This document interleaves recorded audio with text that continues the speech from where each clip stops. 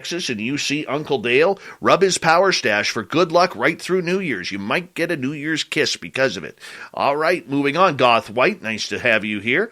And we already said Wes H., but we could say it again. Wes H. And the Chad Smith podcast saying he's Dave Scott. No, I am Chad Smith. Rono nice to have you back. And, yeah, by the way, if anybody... just so you know, if anybody has kids who like the Paw Patrol, Ted Bastian in our chat room is one of the creators of it. He's one of the directors of Paw Patrol. Yeah. He's got Chase on the case looking for UFOs right now. Yeah, that's a good little pup right there. Nicole Sakach, the gorgeous and talented one, in the chat room so far. That's it. We're caught up.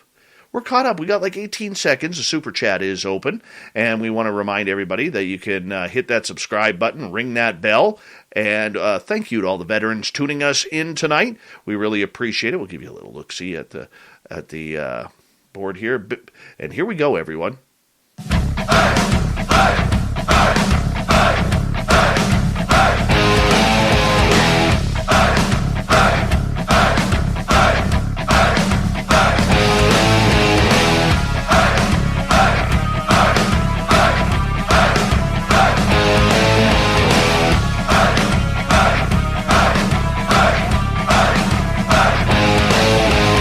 From the mountains of central British Columbia to you listening around the world, this, my friends, is Spaced Out Radio. I am your host, Dave Scott, sitting in the captain's chair of SOR headquarters. We welcome you to tonight's show on our terrestrial affiliates around North America, digitally on TalkStream Live, Revolution Radio, and KPNL. All of our archives are free. Go to youtube.com/Spaced Out Radio. Do old Davey the favor, hit that subscribe button. You can follow us on Twitter at Spaced Out Radio, Instagram at Spaced Out Radio Show, and now on TikTok at Spaced Out Radio. Our website is spacedoutradio.com. We have a plethora of features for you. Rock out the Bumblefoot, read Shirky Poo's Newswire. Check out our swag as well. Tonight's show is brought to you by Chive Charities. Help make the world 10% happier by visiting Chive Charities today. You can find them on our website. What a year 2021 was in the year of the UFO once again. Man, do we have some big-time stories to go over. The year that was regarding everything in ufology, from the news that came down just yesterday of Senator Harry Reid passing, to Lou Elizondo quitting the TTSA along with Chris Mellon and Steve Justice, and every video, every news article, every Susan Goff denial in between. We are going to hit them all tonight. Podcasters of the night, we have a bunch of them here. Bloggers, vloggers, and one TikToker who's having a little tech issue right now. Dan Warren will be with us momentarily. But we have Jason Guillemette. I needed another Canadian in here, so I brought my good buddy Jason in. Michael Huntington, who blogs about everything. We got literally the biggest man in UFO garage history, little Benny Jinkins, and the lovely and talented Nicole Sakach here with us tonight. Panel, thank you so much for joining us. We really do appreciate it. And it was a very interesting year right off the bat, everyone, because Harry Reid was making news going into 2021 about the pressure he was putting on Washington, D.C. We saw a big shift with the Two of the Stars Academy go from the big dogs on campus right back into the scrap heap with every other failed UFO venture. Michael Huntington, I want to start with you on this one, if you don't mind, because I think you're one of the most open-minded and clear thinkers when it comes to ufology, and I don't think you get enough credit for it, my friend. But I say that sincerely. When you look at 2021, what is this year going to be remembered for you? Well, certainly there's been a lot of news, and I think that's probably the main thing for 2021 is there was just nonstop news cycles, throughout the year. We can't really say that 2021, was necessarily about UFOs as much as it was about disclosure, as much as it was about media. There really weren't any UFO cases per se that, we can point to. I mean, we can look at, and talk about duck videos, but that's probably the extent of it. Pretty much the news this year was, disclosure, was, what Elizondo and Mellon and, those folks have been doing for the past year or so to get Congress to participate in this subject. We certainly, I think the biggest news story up to say the Gillibrand Amendment passing was probably the task force report. That was a big thing, but other than that, throughout the whole year, it was pretty much just nonstop news, UFO community, UFO squabbles and drama, all that sort of stuff. And it's definitely kept us on our toes. It's kind of exhausting this year, but it was interesting, and it will certainly, as all UFO history does, it'll go down in UFO history, and everybody who survived it, I guess, will be able to look back and give their takes on it. All right, Nicole Sakach, I want to bring you in here because you're one of my closest confidants when it comes to UFO news, and we're always kind of, literally, Nicole and I talk every day, and you know what? I don't think we found a boring subject about UFOs to speak about this year and little, streams of what we're trying to figure out on our own. You look at the year 2021, how would you describe it in the UFO world? Well, I kind of like what Michael said. It was the year of the news blitz, I believe. Instead of the year before, it was us saying, where's the journalism? Where's the reporting? Where's the news? Where are they talking about this? And, we have people in our community like Ross Coulter telling us the news is coming from Twitter and social media and podcasters and us. And it's that behind the scenes movement.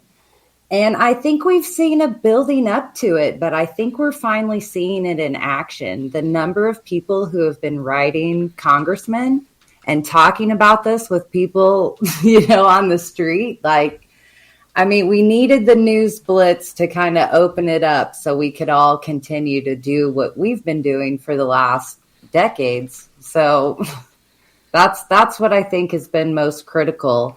That, and we've seen the follow through, the whispers, the inklings, we're making this happen in third gear behind the scenes.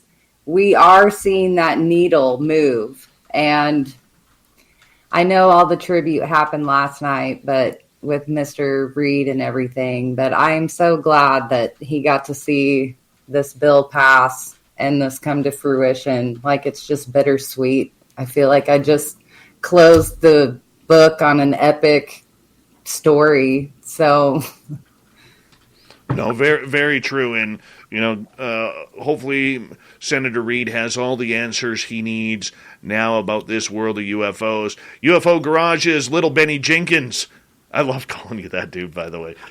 I love it. I love that so much. Yeah, he's like, shut up, Dave.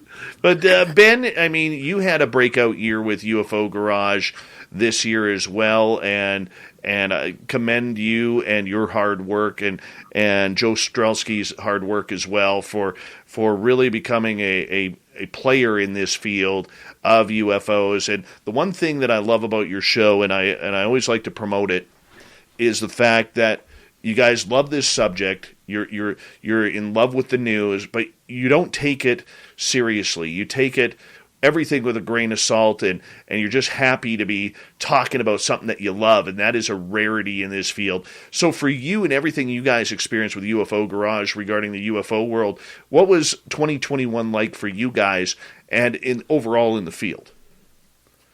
Dude, well, first off, thanks for having me tonight, and thanks for those kind words, man. It has been such an awesome year.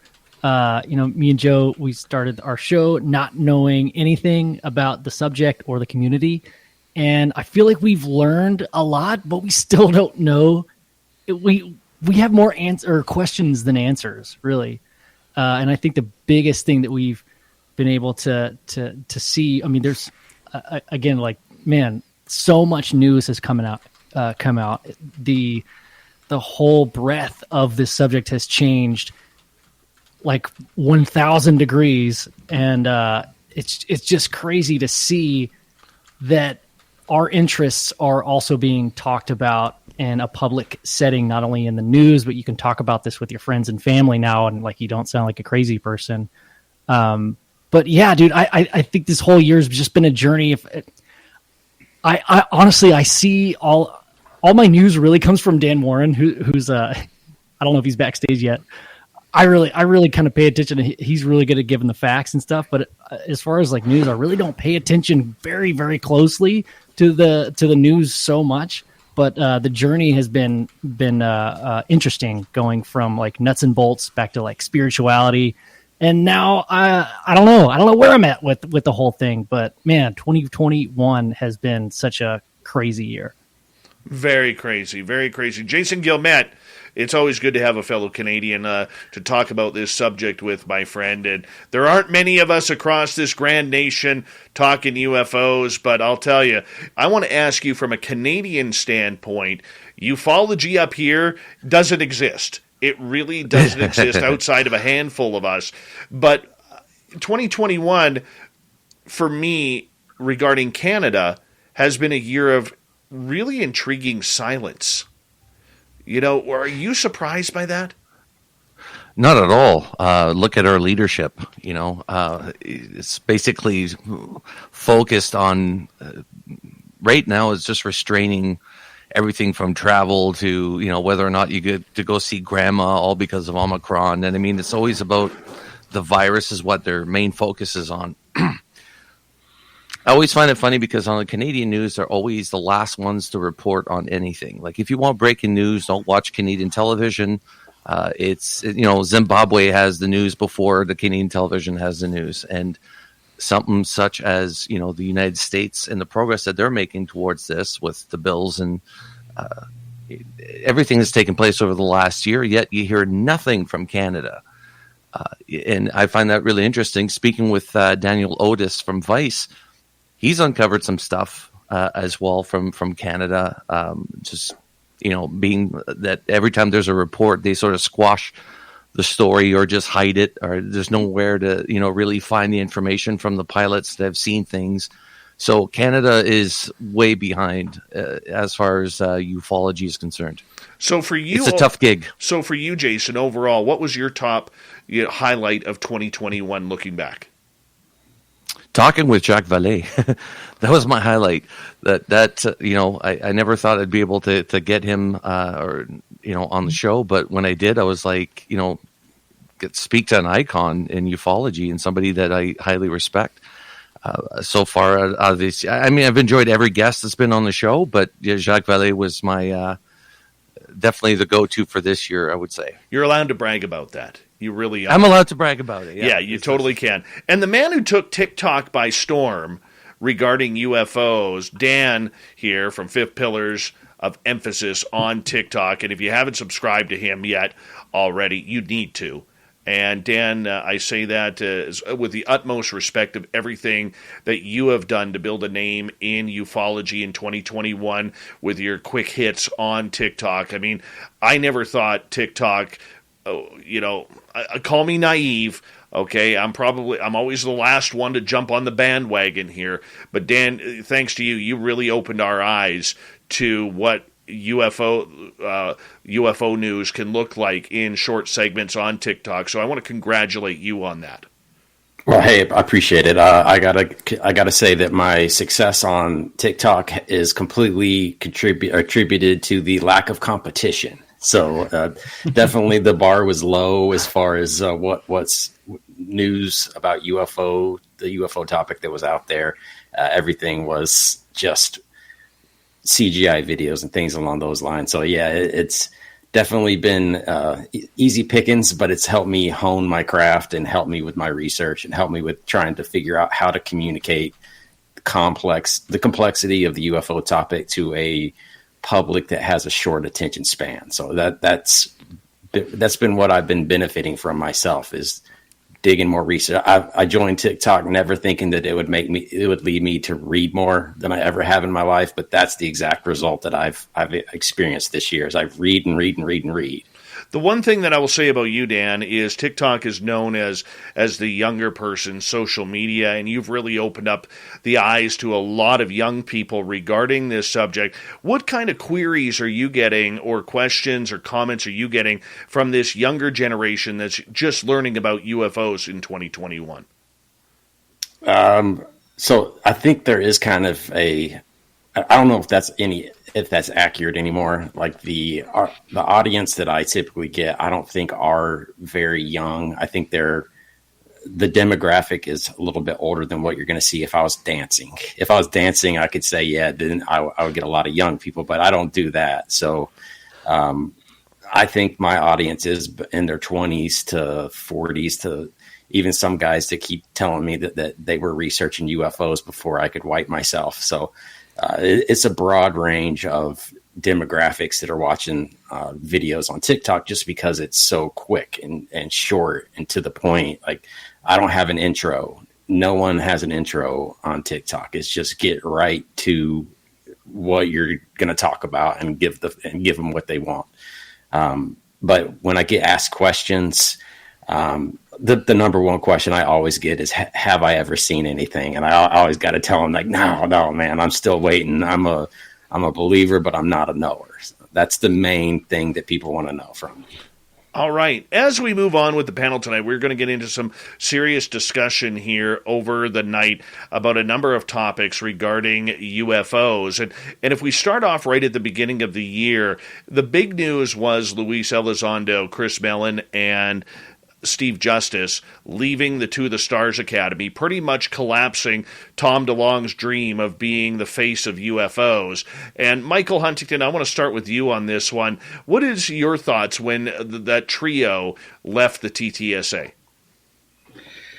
Well, it really wasn't a surprise, because Tom and his team were sort of like on a hiatus. We weren't getting any news or any teases of products. They had the Unidentified show and the Lazar book, and then aside from Tom's normal cryptic posts here and there, everybody sort of got the idea that something was up. Especially people that were investors.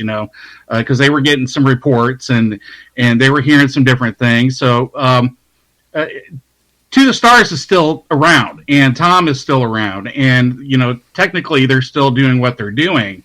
But I think when Tom came out and said that To the Stars was not a UFO research group, that sort of like a lot of people were like, really, and that sort of started the decline maybe.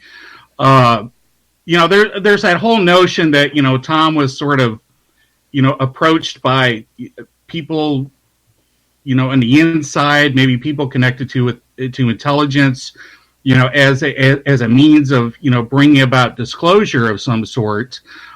So it was always sort of known that he was, being used, at least in that respect. And, I don't think they necessarily had a falling out. They may have had different ideas as to what the strategy was going to be. Maybe they weren't getting as big as a punch as they wanted. And what happened, and it probably worked out for the best. For the disclosure issue, because then Elizondo and Mellon, they could focus their time and their efforts, not doing the media stuff. Although Lou was pretty much everywhere, within the podcast universe, appearing everywhere, Mellon, worked the political side, and there were things going on politically within Washington. There was lobbying going on. I think probably Mellon is most responsible for where we're at now. Maybe not necessarily any sort of grassroots movement, as opposed to, getting to the right committees and to the right people politically, and bringing in some of these people connected to Intel to get some of this stuff going.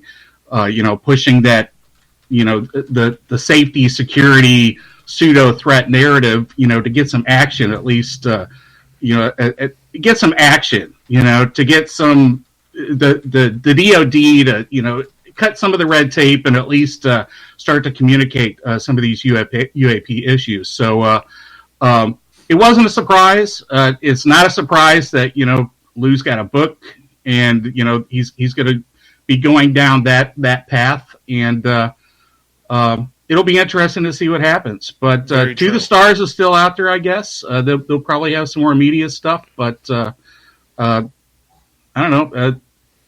Not really necessarily needed. I don't anticipate them building a spaceship, as they promised. But no, we'll see. No.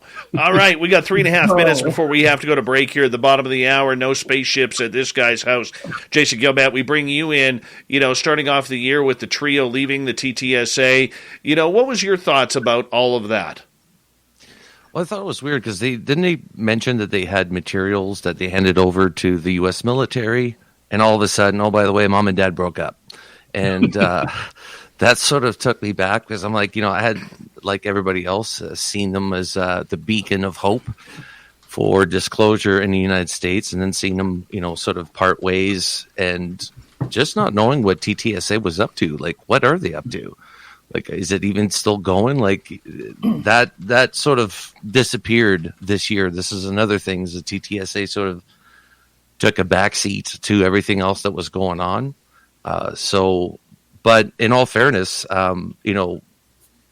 without the TTSA, I still think we've had an amazing year of the amount or the abundance of UFO news coverage that has been everywhere this year. And I think this is probably a good thing to have, the independent podcasters and TikTok. I always want to say TikToks. That should be. I was going to say Tic Tacs. I don't know why. I do it too. Don't feel bad. Yeah. I joke around with the kids all the time. You're on your Tic Tac. But no, it's been an incredible year. And the TTSA, like I said, I thought that was a weird move to say, hey, we're working alongside with the military. If that's even a thing, I don't think you can work alongside the military. I think the military just drags you along or takes the material. And here in the split, I think that's what did it in for Lou and Christopher Mellon, was the fact that they were going in a different direction. Ben, I think you guys had at UFO Garage one of the best interviews with Lou Elizondo, and it came on the heels of the night after we had him on where, I'm going to say we warmed him up for you. I am. We warmed him up for 100%, yeah. We got 90 seconds to go here, and if we got to carry over, we will. But, Ben, we saw, from my interview to your interview, and from then on, really a different side of Lou Elizondo. We saw a more human side of him where he was very robotic at first when he started doing interviews, to every podcast that could out there, and I commend him for that. What was it like interviewing him, and what did you get out of the man? Dude, thank you for saying that, but dude, your episode with him, it was phenomenal. It was like, I think you had him on, and it was like a shorter one, and then came back for like he had promised you, right, to do. Hey, I'm going to do a full one. That was an amazing episode. If you guys haven't seen that, y'all should check it out. But yeah, dude, it was surreal. Like, what was he doing on our show? Like, it makes no sense. Like, everybody knows it, but it was so fun talking to him because we realized like he's just maybe not normal, but he's a guy. Like, he's a normal person. It was fun, man. It's probably not the best interview. Like, there's some secrets in there if you're paying attention and how he speaks and how he answers questions or doesn't, which, if you pay attention to Lou, you can kind of pick up that rhythm. So I don't know, we got a lot of shit for that episode. They were like, what? All right. Yeah, Ben, I'm going to get you to hold on there. We're going to get the rest of the panel to answer this question. And as we move on through the stories of the year, we're going to get into, was this a disclosure year? Was it confirmation? What about Chris Mellon? What about the politicians talking about this? Where did the experiencers disappear to? We got a great panel for you tonight on Spaced Out Radio looking back at UFO 2021. on the mighty SOR.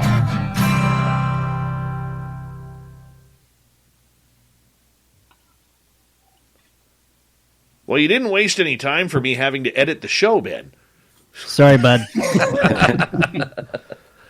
Do you have it on like a delay so you can press a little beat button? I used to, but I don't have that hooked up right now. Sorry, dude.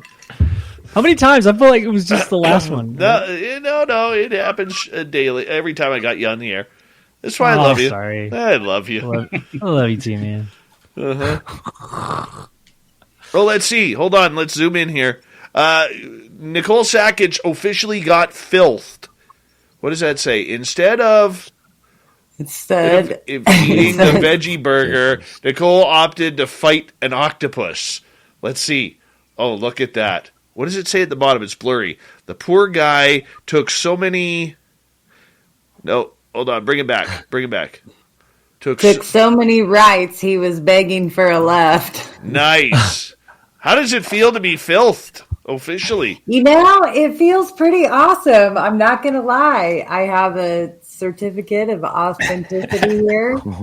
And I can tell he's like a true follower of mine because he also sent me a sticker. And he knows that me and Grant like track down these stories of like, why don't aliens ever have like nipples or belly buttons and stuff? Well, so he sends me a sticker of an alien with nipples. Yes. Nice. There's the first. I've never seen. Very I've never nice. seen a gray with nipples. Very nice. Yeah, I've been filthied. It's very nice. Now I have That's to get awesome. it framed. It's a fish. You officially got filthed. That is wonderful. I'm trying to find mine here because I got filthed for Christmas too. It came with a nice little Christmas filthy doodle. Here are my here are Him and mine. Mrs. Filth. Yes. Well, now I have a collection of filth art, so... Well, here are mine that I got filthed here. This is the close-up here of me. All right. And then I got the Christmas card of Mr. and Mrs. Filth. Yep. Right. And then this one was for me. Well, it's not really me. He drew El Ovni Volador e La Brugia. So La Brugia is Lynn Wallington. And El Ovni Volador is me, apparently. So I love it. yes, that was my Christmas filth right there. I love it. Absolutely love it. Bring you all back in here for a second. I'll get them matted Oh, yeah. and framed. Oh, yeah. That's awesome. Yeah. That's what the whisper voice says. It says, yeah. You know what I'm talking about now? What's the Have whisper? you heard it? It's on the outro when you cut to the break, and then right at the end it goes, Yeah, that's I have not noticed. it's Mr. it's I'm creepy. gonna have to get my hearing checked. I didn't hear it either. So Yeah, I maybe know. it is No, it's creepy. there. No, it's there. I know what you're talking about now. Yeah. Dude, speaking of outros, dude, your intro, Dave, is pretty gnarly. Yeah, sick, man. Yeah, it's pretty good. Yeah, that was. I was like, ooh. That was created by the Vin Man, who did an amazing job of that. The Vin Man. The Vinster. The Vinarino. The Vinarino. I appreciate him for doing that. I really do. We got about a minute and 20 seconds. Nicole Sakach showing off her brand new We Own the Night ball cap, which can be found at spacedoutradio.com. She's even got the war paint underneath on, ready for the show. You know?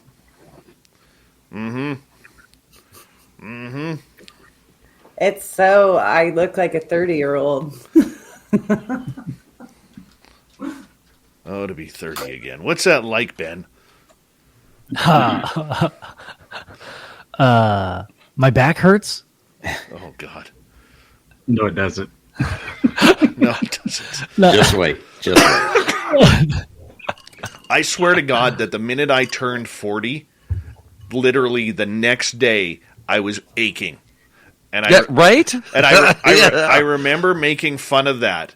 You know, like all of a sudden I woke up the next morning, I'm 40 years old, and one day, and I am waking up with back pain. Never had that happen before. It was awesome. Big thank you so far to Simon Times2, Lone Wanderer, Chad Smith, and Sally Vandervoort for the super chats.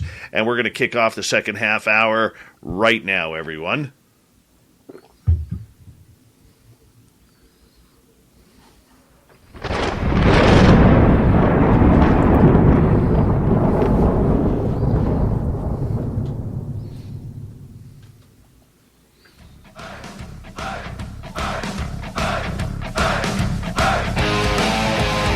Second half hour of Spaced Out Radio is now underway. My name is Dave Scott. Thank you so much for taking the time to spend with us. We really do appreciate it. I want to remind you that if you've missed most of this show or others, check out our free archives by going to youtube.com/Spaced Out Radio. Do me the favor, hit that subscribe button. Our website is spacedoutradio.com. We have a plethora of features for you. Rock out to Bumblefoot, read Shirky Poo's Newswire, check out our swag as well. Follow us on Twitter at Spaced Out Radio, Instagram at Spaced Out Radio Show, and now on TikTok at Spaced Out Radio. We continue on tonight with a great panel for discussion in the UFO year that was in 2021 from UFO Garage. We have little Benny Jinkins. We have Nicole Sakach here. We have Jason Guillemette from TikTok. We have Dan Warren and Michael Huntington, who's a blogger, vlogger, and just an all-around nice chin-haired guy. All right, we continue on here. And right before the break, we were talking about the leaving of Lou Elizondo, Chris Mellon, and Steve Justice from the To the Stars Academy. But this was also a year, ladies and gentlemen, where we saw a lot of politics enter UFOs. And it wasn't just the Pentagon denials from Susan Go. It wasn't just the interest that this was driving. We continue on here looking at the work that the late Senator Harry Reid did as he really sparked a fire in Washington, D.C. regarding the subject of UFOs. Dan, what's your thoughts? Yeah, he didn't do it alone. People always want to point to him, but he had help from Daniel Inouye and Ted Stevens to help get this thing off the ground.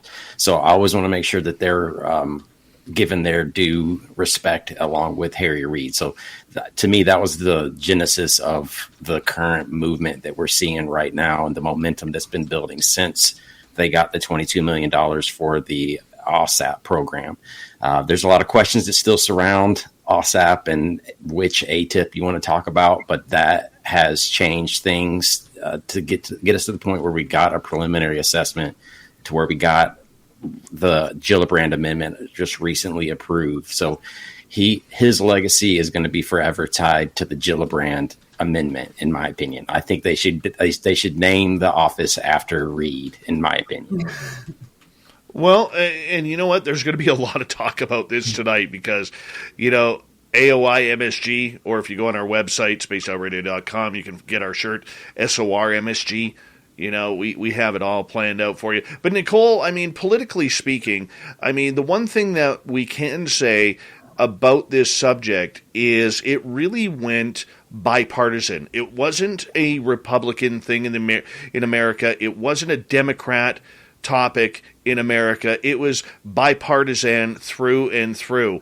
You know, it started with a Democrat and Mark Warner, then it went over to a Republican and Marco Rubio, and then Gillibrand hopped on, Burchett in Congress. Thank you to Dan, you know, for probably helping set that up. You know, it started to take off with him in the Congress. I mean, this subject really started to gain a rallying point for bipartisan support. Oh, absolutely. And I think those of us in the community have been saying that for years and years and years. You know, UFOs, they don't care. Aliens, they don't care. They don't care what side of the aisle you're from. If we're talking abductions, they don't care what side of the aisle you're on. And I think it is also something that has given us hope in this community, that it is a topic that can bring us together. And I mean, not only just politics, but can bring us together with people spiritually, because we have come to the conclusion that these things overlap, you know, when you're in this long enough. And we've talked a lot about Harry Reid, but I think we are not talking enough about Bigelow.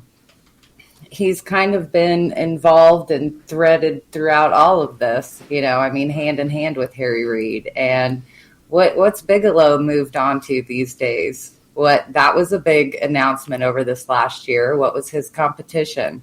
His essay and the money he dished out for it. So, very near-death studies. Very true. And you know, the interesting part about that as a sidebar is there are many researchers out there who believe that this entire phenomena is all tied together. Whether it's death, whether it's life, whether it's consciousness, UFOs, cryptids, the ghost world, there's a lot of people who do believe that it is all tied together with that. But let's go back to the political side here for a second. Michael Huntington, I want to bring you in here on this because, you know, we saw the bipartisan support throughout the year in trying to, you know, figure out something on how best to study the UAP phenomena that is happening. You know, we also saw an end, even though it's creeped back in at the later part of this year due to the Gillibrand Amendment, where for a moment there, a brief moment, we got rid of the threat narrative, where all of a sudden people stopped talking Russia, they stopped talking China, and they were like, this is out of this world, man, but we don't know where it's coming from. Well, I don't think we've necessarily, you know, gotten rid of the threat narrative altogether. I think as far as the bipartisan UAP topic, as it was, you know, put into this bill, it's not really it's not a science bill. You know, it's part of national defense. It's a National Defense Authorization Act with an amendment to it. And I think the reason that there is bipartisanship, you may have a couple of, you know, key figures that are interested in the science aspect, but I think, you know, as responsible public servants in the Congress and in the Senate, there is at a minimum at least recognition that, you know, the military is encountering unknowns, and whatever those unknowns are, they are not necessarily a threat to the country, but they are potentially a threat. In the fact that, you know, they could be spy drones, in the fact that they could be some sort of aircraft or vehicle, or, you know, even a conventional private drone that can lead to safety and security issues. So, you know, at least at that level, I think that's why we have a lot of bipartisanship. That's why I think it went through relatively easy. You know, across the board, there were, you know, a dozen or so that did vote against it still, but there's not necessarily an alien threat, you know, measure there, but there certainly is a security issue. I'm interested in the science aspect of it. You know, we should certainly look at anything that is unknown, you know, through the military lens, you know, for security and safety. But I'm more interested in, you know, what Galileo and other scientific groups are going to be doing to, you know, to bring forth the science. I don't necessarily think we're going to get a lot of science from the Department of Defense, regardless of whatever group it is. I think you're going to get a lot of security briefings. A lot of that stuff's going to be private. You know, we haven't really arrived at, you know, a disclosure yet. You know, and what happens, you know, with these reports, how public they are, that's going to be telling as to what it's going to be over the next 4 years or so as we, you know, work on this. It's pretty much an experimental office. You know, it's not like Blue Book. You know, we're going to have competing offices too. You know, are we going to get some open reviews? Are we going to get some public stuff, or are we going to get another 144 mysterious cases like we did in the task force. I think we'll probably get a lot of that.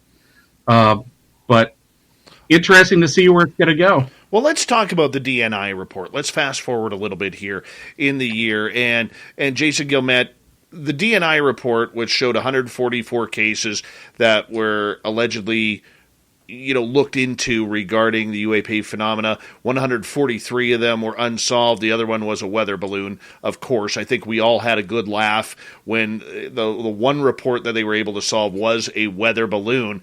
And I don't know about you, I was disappointed with it. I think there was a giant letdown across the entire UFO community because we were hoping for Roswell, and literally we got, Jack and the Beanstalk, magic beans, which did nothing. Yeah. I think Lou said it best when he said that, within the government, there's a lot of fundamentalist Christians, which there's nothing wrong with Christianity, but when it gets political, it gets pretty bad. And I think this report sort of was like a finesse, like it's just easing people into, we're looking into it. But there was nothing of you're saying weather balloon. Thank God it wasn't a seagull. We haven't had those yet. But, I was really disappointed with the report. I think there was really nothing to it. They classified everything under other. So, we were hoping for UAP or UFO category, but they really didn't talk much about that. And, yeah, that was a huge letdown. A lot of people complained about that report, so let's hope the next one, if there is a next one, it'll have a little bit more meat to it. So, well, who knows after Susan Go's words earlier today, and we'll get into that later on in the show. But Ben, from UFO Garage, when you saw the hype leading into the DNI report, it was supposed to be Christmas Day for UFO people like you and I in this panel and people listening. And it was literally Santa Claus, delivering socks with holes in them. Literally. Yeah, Jason, you were talking about we were hoping for a little bit of meat. I think what we got was some seagull meat. Those darn seagulls. Yeah, they're delicious. Enough salt, but yeah, man, it's crazy that have you guys heard about the phenomenology desk that exists in the Pentagon for a really long time? That's just one that I know. If I know about it, come on, dude. These programs have been around forever. There's never not been a program because knowledge is power. CIA controls knowledge. Come on, guys. This is just the perfect public thing that we know about. So of course they're not going to tell us anything because it's a matter of national security. If it's we're talking about tech and how things work, the reason why they wouldn't tell the public is because they'd be telling their enemies at the same time because everybody's listening. So it makes sense. So when that report came out, Dave, to your question, I was just stoked that the conversation was happening. That's all. I was just excited the whole time. I felt like it was Christmas morning, and I got brand new socks made of bunny rabbit fur or synthetic bunny rabbit fur. I was excited, man. I could use those right now, man. You have no idea how cold it is outside the studio right now. It's coming right through my walls like my walls are a thin paper. Oh, man. But nonetheless, Nicole, I want to get to you because one of the things that highlighted the DNI report for me was not only the lack of information, but in the narrative that we have talked about so much, you and I, on air and off Spaced Out Radio, we talk about the narrative. And this DNI report played the narrative beautifully. It was so beautifully pitched that basically UFOs didn't start happening until the 2004 Nimitz incident. What was your thoughts on the refusal of the DNI report to go previous to the Nimitz incident of 2004?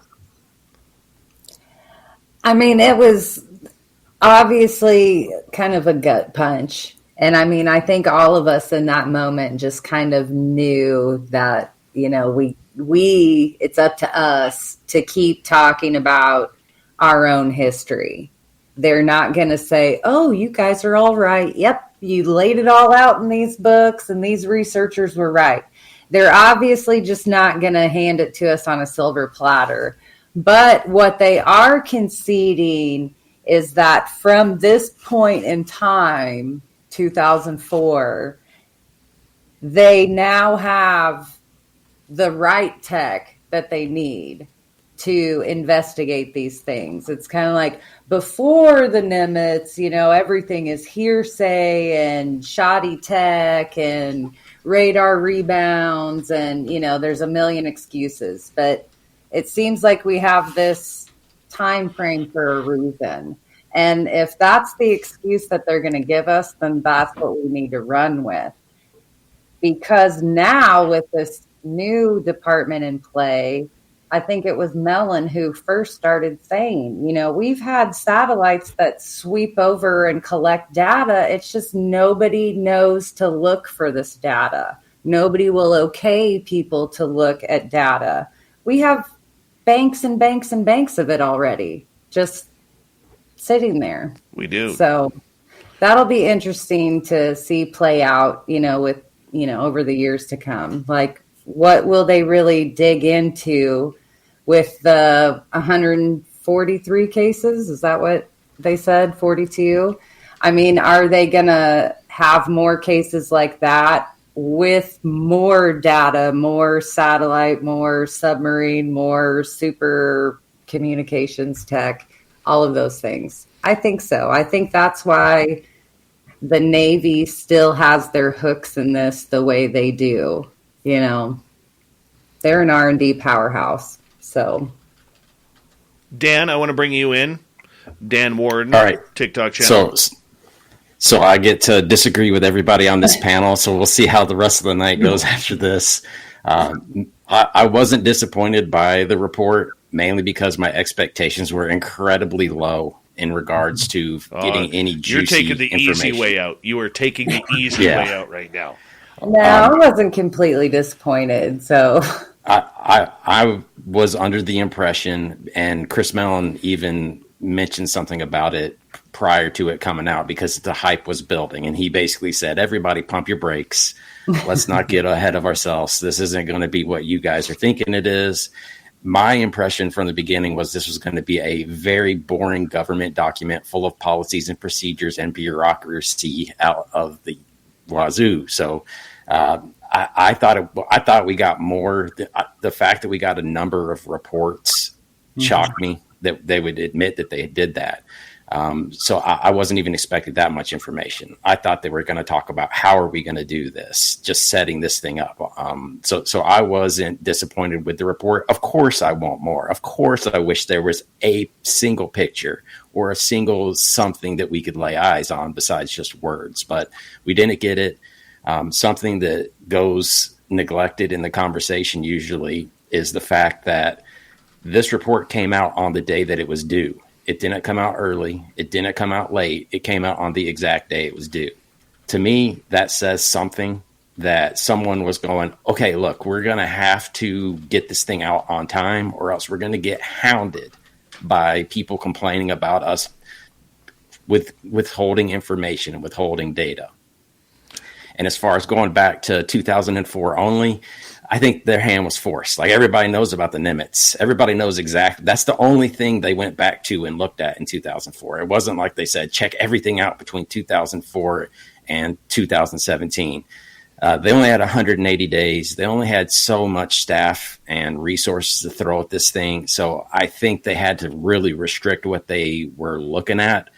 But they said, we can't ignore the Nimitz. If we ignore the Nimitz, people are just going to come at us with pitchforks and torches. So they had to include the Nimitz. I think they would have restricted it to 2017 or even later than that if they could have. But to me, it was a win, like Ben said, for having the conversation, for moving this ball down the field.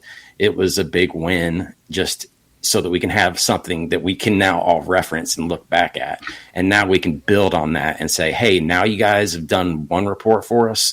These next 4 years, when you give us reports, we expect more each time and hope that you give us what we want, or we're going to come at you. We also saw, as we continue to change the subjects here, because there's a lot of topics to talk to, we also saw, back to Luis Elizondo, him lawyer up with Danny Sheehan. And a lot of people called this a political power move, considering how many people, Jason, were literally going after Lou Elizondo behind the scenes, where I know in the people that I talked to and close to Lou's camp, he was getting death threats, he was getting financial threats, he was getting threats about his career, his children's careers, a lot of things going on from people who, well, let's face it, Lou was the face of a very ugly game and an ugly secret that the U.S. military and the Pentagon didn't want out there. And yet here he was spilling his guts, even though we're like, give us more. You're not telling us anything, Lou. You're a liar. You're a disinfo agent. All right? Right. But we had it happening. So he lawyers up with Danny Sheehan, and then everything goes quiet once again. You know, how important of a play was that? I think it's important. I think it's needed. You think about how many people throughout history have had the government up there, when it comes down to, anything UFO. I keep thinking Bob Lazar, for instance. I'm a huge Bob Lazar believer, by the way. Me too. And just the stuff that they put him through. When you read his book, you just realize that, for years they've been doing this to people. And to lawyer up now, I think we have more rights now. We have more of a system that will look after Lou as opposed to what we had before. Before, they can make your whole life disappear. It's a little bit harder to do that now. And if Lou didn't believe, if he didn't have the conviction that this is true, that this is an actual phenomenon that's happening, he would have quit by now, right? With all the death threats that he's had and everything like that. When you see somebody like that, like just saying, no, I'm going to stick to my guns, I'm not going to let them win, it's because he knows there's something there. Like, Ben, you were mentioning he was on your show, and there's things he can say and things he can't say. It's the things he can't say that I'm interested in. I can't wait to hear it or read it if he puts it in his book. But yeah, I think lawyering up was a good idea, and just having that extra protection, to have somebody have your back as well while you're going through something like this. Very true. Michael Huntington, I know you are not on Lou Elizondo's Christmas card list, but I will say this.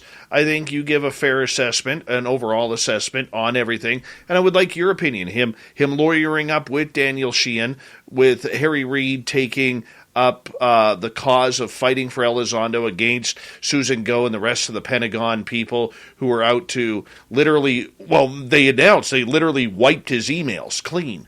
I mean, they were playing a dirty game there for a little bit.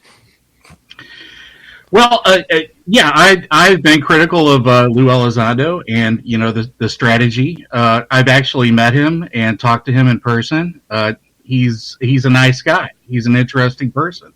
But he does come from, that intelligence sector, and he has been part of that apparatus. So as a researcher who's been in the field for 44 years, there is a history of, intelligence operatives manipulating the UFO subject. Big surprise, So there is going to be a level of distrust, at least on some level. There's certainly, from the old guard, you're seeing a lot more questions being asked, as opposed to, the younger activists that are, following his banner. No, I think he's an interesting person. I can't question his motivations. He seems to be genuine. Is it part of, some orchestrated thing? He's certainly, been connected to a lot of people in a lot of inner circles over the years. He's coming out of that Bigelow crowd. And, that crowd has been discussing and planning in a lot of ways, how to bring this about. So, I don't want to sound conspiratorial, but, a conspiracy is people meeting in private, to move things politically. And this is certainly what has happened. People have met in private to move things politically. What's going on really behind the scenes, I don't know. as far as death threats, I don't know who they're coming from. I don't know the groups, calling elite conspiracies that we hear about. I don't know necessarily what to believe. But Michael, I'm going to get you to hold right there. We're going to come back, continue this conversation, and where'd the experiencers go? We'll find out in the UFO 2021 update next.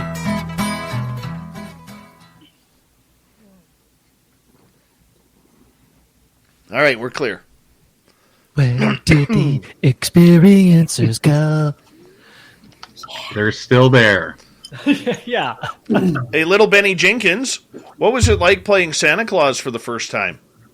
Oh my God, dude, it was so great. Oh, it was the best Christmas ever, man. For those of you that don't know, my wife and I had our first child, our daughter, and she's, oh my gosh, the most exciting and most amazing thing I've ever seen. And we had our first Christmas, and it was so fun, so fun. She we got her this stuffed lamb. It ties back to an inside kind of joke thing, but she grabbed it, she was aware of, she's only 2 months old, and she just that in itself was amazing to us. She reached out and grabbed it and was aware that it was a thing, and she's looking at it. It was awesome. So yes, Santa Claus. I missed that stage, Ben. Seriously, you're making me reminisce about this. Now they're just buttholes. They don't. They just wreck my house and never listen to me. Oh yeah, it's going to happen to you. But right now, enjoy the cute phase. Yeah, enjoy. I've become a short order cook at my house. Dad, go make me a sandwich. Yeah. Oh yeah. Oh my God. Yeah. I'm the rarity. The one thing that I have not given up as my children have aged is Santa Claus. My 22-year-old still gets a present from Santa Claus. My 18-year-old still gets a present from Santa Claus. And, of course, my 8-year-old boy still gets a present from Santa Claus. His first present that I got him was hockey skates. Ooh, that's a great present. Yeah. I remember going into the sports store because I never thought I was going to have a boy, and when we had him, I remember 2 weeks before Christmas, I walked in there and I said, I need your smallest pair of skates. And it was a size 5 Bauer. And I started tearing up. And this snot-nosed kid who was showing me, he's like, are you okay, man? I'm like, buddy, I said, wait till you grow up. I said, you have no idea. You have no idea what a moment this is for me. So how old was your boy? 6 months. When you got it? 6 months. Oh, yeah. Mm-hmm. Oh, my God. That's awesome. My first gift was this, actually, that Telecaster behind me. It was kind of a joke, but not. I was telling my wife, yeah, I got Evelyn a guitar. I'm going to hold on to it, take care of it until she's old enough to play it. But Nice. It was a joke. I like the. You're not going to give her that guitar, are you? I'm not. That is yours, right? Yes. It's like Homer and a bowling ball. Yeah, exactly. Yeah. Mm-hmm. Nice. My kids have started watching The Simpsons every day, and that episode came on 3 days ago in my house. I was dying laughing. Yes. My kids all have their own bowling shoes. I didn't give them hockey skates. I gave them bowling shoes instead. Nice. What? Nice. Dude, that's awesome. Yeah, I got my boy a new or Santa Claus brought a new Nerf gun. We're preparing for war in my house here. Yeah, I've got a big stack of 500 of them Nerf bullets, and I'm ready, man. Literally, I went to Walmart and I bought one of those 500 packs, right? And yeah, we're ready for war at my house. That's for sure. Do you have the sash belt thing? My son does. Oh my God. Yeah, my Okay, son. what about the light up targets that you can set around your house? Because that's what me and my son do, in each room, and it's pew pew pew pew. No, yeah. We got walkie talkies. His call sign is Sasquatch. I'm Dogman. Right. Nice. Oh yeah, Nice. it's kind of cool. It's kind of cool, man. We got about what do we got here? About 2 minutes. 2 minutes. This was in my stocking, Dave.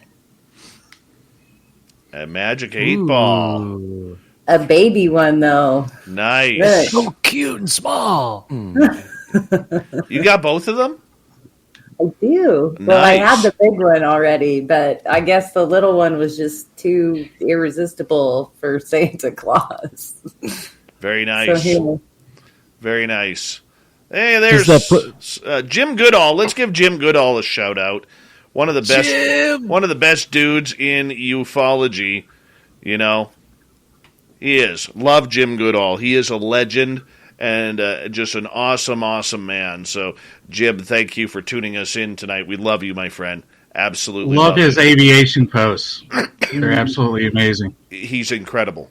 Incredible. And if you guys ever get a chance to talk with him personally, ask his story about how he snuck into Area 51 twice. I know. Oh, nice. Yeah. I like hearing him talk about blackbirds because it always makes me laugh because that was always my excuse. I was like, I'm going to go watch for this supposed blackbird that's going to fly by. And no, I was just going to go UFO hunting and watching Absolutely. for hours. Jason, Jim Goodall is also a big fan of the Abbotsford International Air Show. Oh, really? Yes. That's Yes. cool. One sec, guys. I want to say a big thank you to Lone Wanderer, Simon in Australia ×2, Sally and Chad for the amazing super chats. Thank you so much for the love and support of Spaced Out Radio. It goes a far way in helping us put this show together on a monthly basis. If you're new here, don't forget to hit that subscribe button and ring that bell. We are literally here 7 days a week for your listening entertainment. We bring the woo nightly. Here we go with hour 2.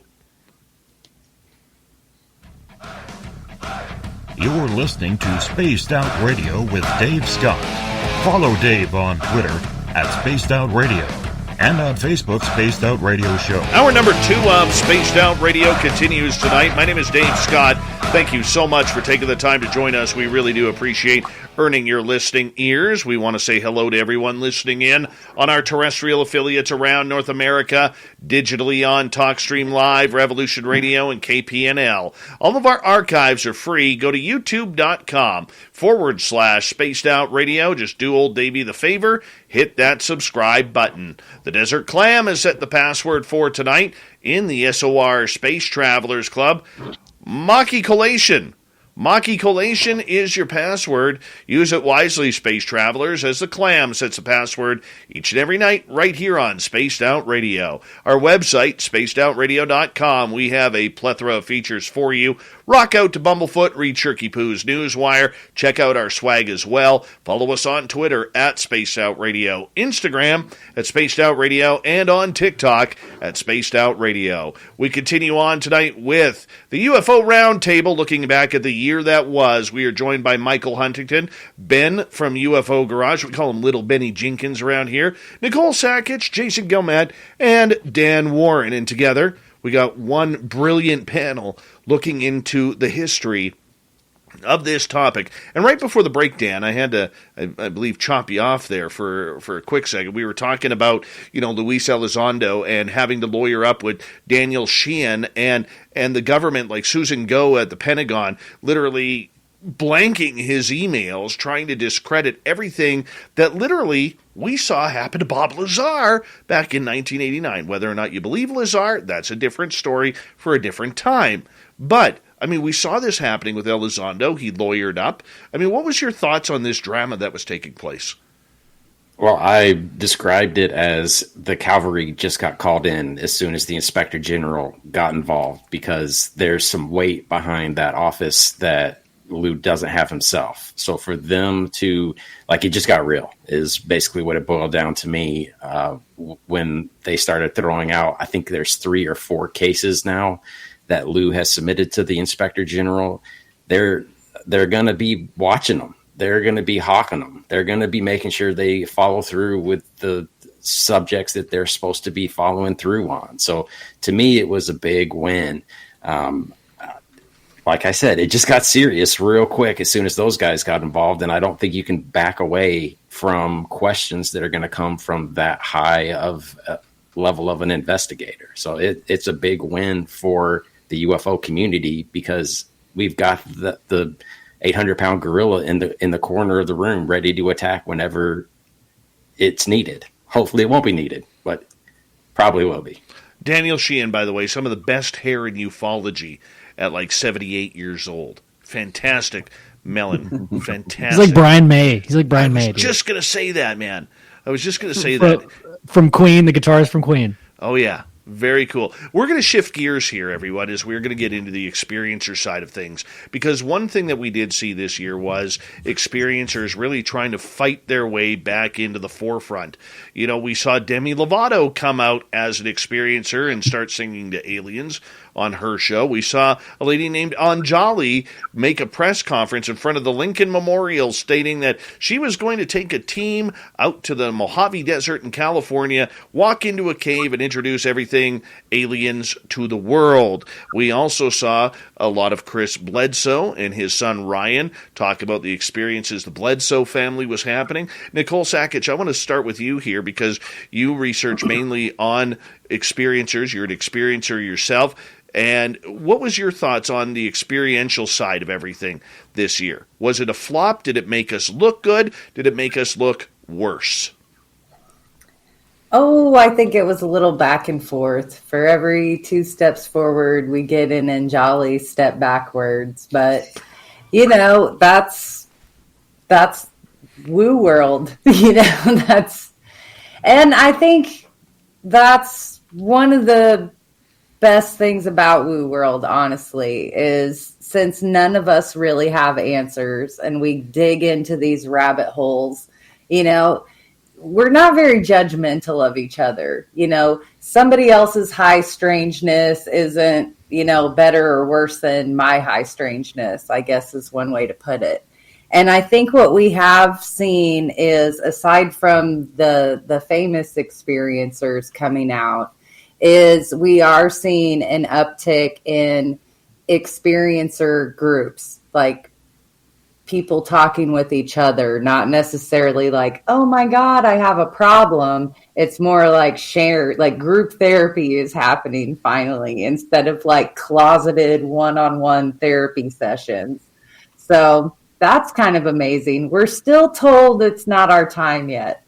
We're still told, you know, oh, just wait a little bit. Even, you know, our champions over the last year, like Lou Elizondo has said, you know, it's not time for experiencers yet. Harry Reid was saying, we're not talking about little green men yet. You know, it's still that sort of mentality, but we're excited. I think the one that hit me really hard, though, was this Travis Walton war that's going on. Like, honestly, like with all this, you know, needle moving in the positive direction, and then it's like we have one of our icons being attacked. And it's like, absolutely not. Now is not the time to be tearing down icons in our community. It's time to support them. And so, yeah.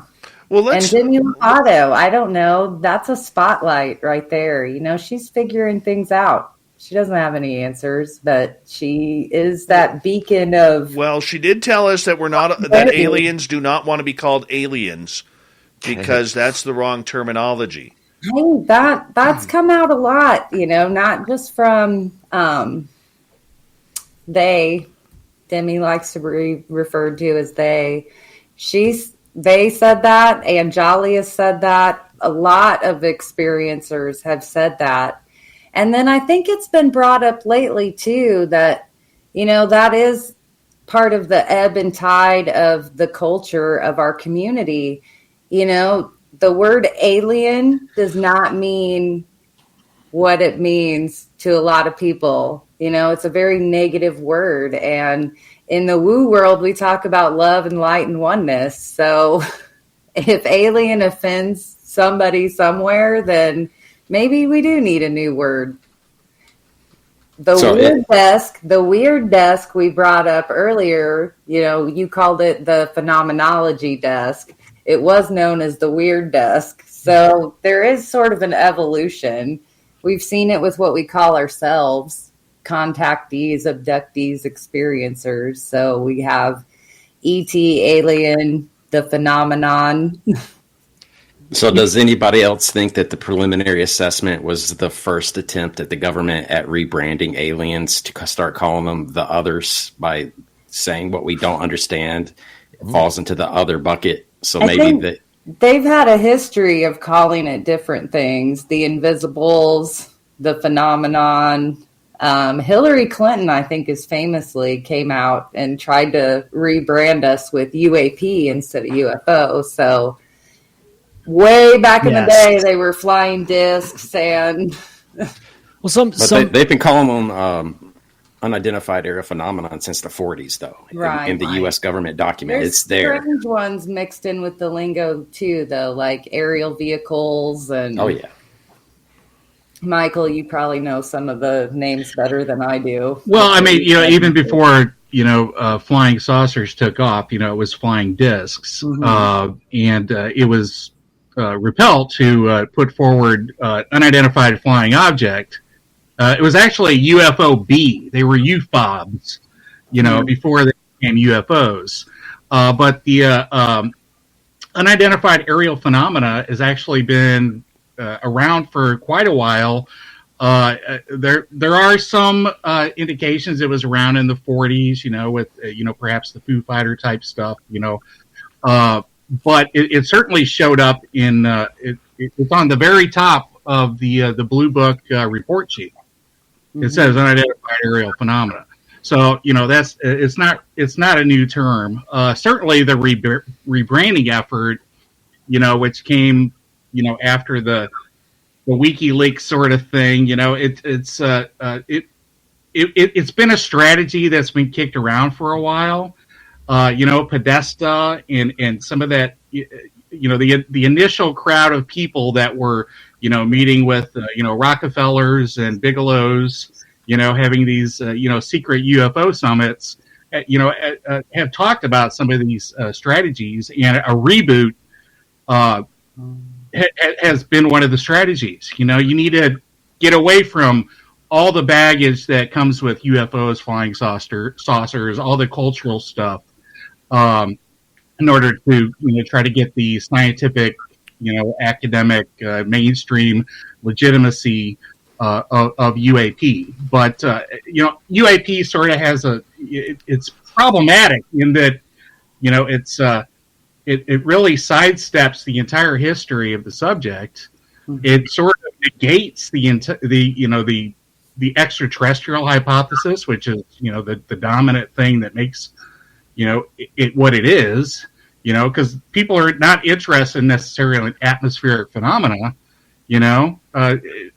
People who are into UFOs or UAP are not meteorologists.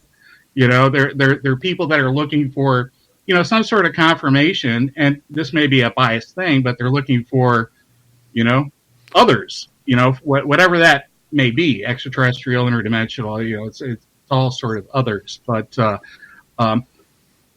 me, UAP, it works on some level. I think it's sort of redundant because phenomena means pretty much mystery, and you got True. unidentified at the beginning of it, and it doesn't necessarily fit when you're dealing with a physical craft. So I like to stick with UFOs because ultimately that's what we're talking about, right? Well, I'm gonna jump in here quickly here for a second because I think the big hubbubaloo or whatever word I'm trying to say here about hullabaloo or whatever it is. Hubble bubble. Thank you. That's a good gum, by the way. Regarding Demi Lovato coming out, saying that the use of the word aliens is wrong. I think where it offended a lot of people was the fact that here's somebody who hasn't, as far as we knew, hadn't been in the trenches of ufology. All of a sudden, attends one or two Stephen Greer CE5, Saturday night specials. And all of a sudden, because she has 104 million plus followers and subscribers on social media, that she all of a sudden is the voice of ufology. And there's a lot of people, I think, including myself, who probably took a little bit of offense to that. Okay, now, John Hudson, our UFO reporter guy, he put something in perspective for me regarding the word alien. Because up here in Canada, I don't care. Okay, I don't care, about, and I don't know about a lot of things that happen in the U.S., where down in California, the word alien obviously is highly regarded to illegal aliens, and that is considered offensive, especially to people in the Hispanic community. Whereas up here, when I say aliens, I don't even think human beings. I'm thinking little gray dudes with big almond-shaped eyes that have taken me a number of times. Jason, I see you nodding your head. You'd be in agreement with that up here in Canada as well. Yeah. So I never looked at it from the humanity side of everything. Do I agree with it? No, because when I say alien, I think gray. Alien gray. How many times have we used that terminology, alien gray? I used it with Elizondo, right?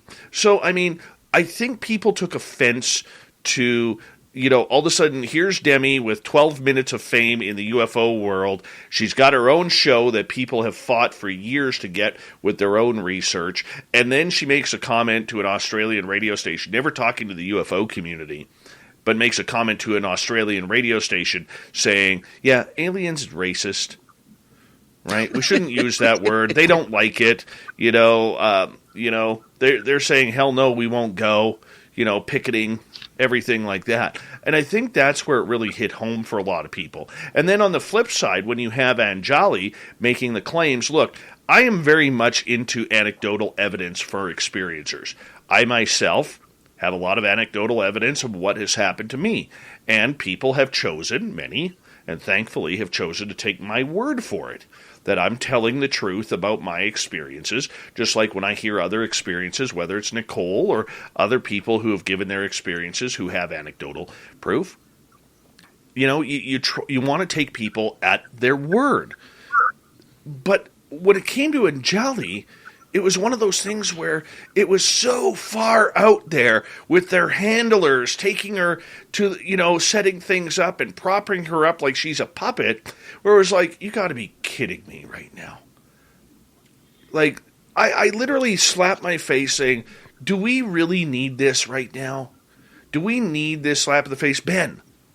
So I'm curious, like, was the statement of, like, she's the voice of ufology.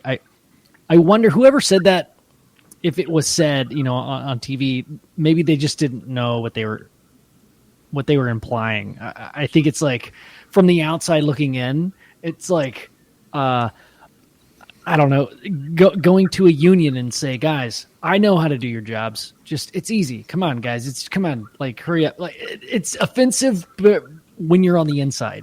But to the outside, when you don't know anything about it, it's like, okay, well, our job is to report on this stuff and talk about it. We're just going to say this thing that sounds important.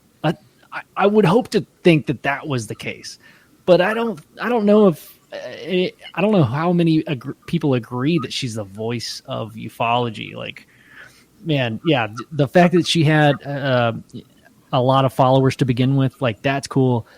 I think it's cool that she even was interested in it, and I would love to hear her story. I haven't seen her show or anything like that, but yeah, that's my 2 cents. Anybody else want to weigh in on this? Well, I'm sorry. I was just going to say, and I'll make it really quick. Not all UFO media and UFO press and UFO TV shows are good for the field. Everybody has this idea that all media is good media. The more people that get interested in the subject, the better. And on surface, that sounds kind of good, but ufology, the study of UFOs, it's not a religion to proselytize. It's a mystery.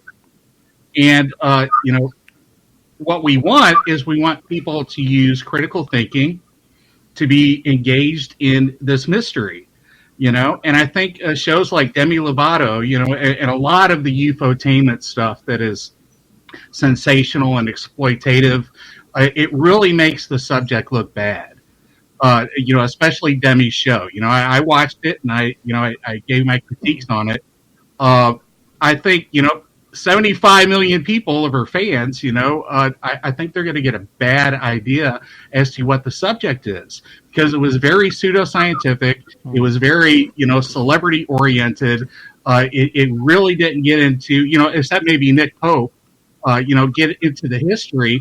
And it was sort of, cult-like in a lot of ways. And those things, for all the movements that you have in the Congress, all that can be stripped away if you have another things like a Heaven's Gate, and we have to really watch out. The UFO community has to watch out for exploitation, and it has to watch out for media sensationalism, and it has to watch out for cultism. These are the things that, as Nicole said earlier, we can make steps forward, but I've been in this subject for multiple decades. And it's happened before, we make progress, and then Heaven's Gate, or I thought you were going to say another Scientology.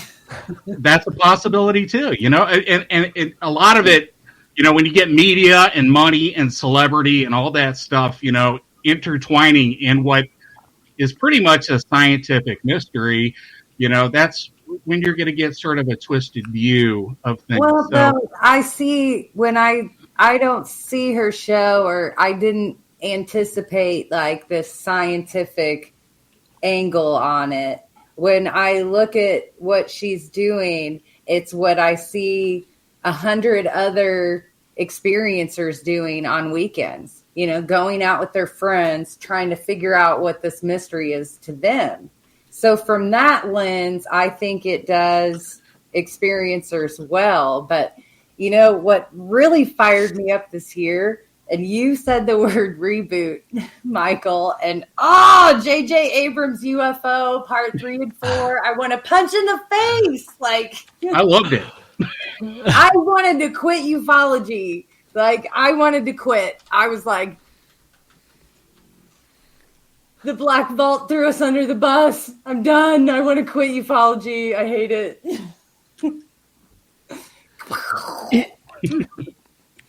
Let's talk about that. Demi Lovato's harmless in that sense, but then you have rock hard, well-known popular ufologists saying ufology's all a magic show.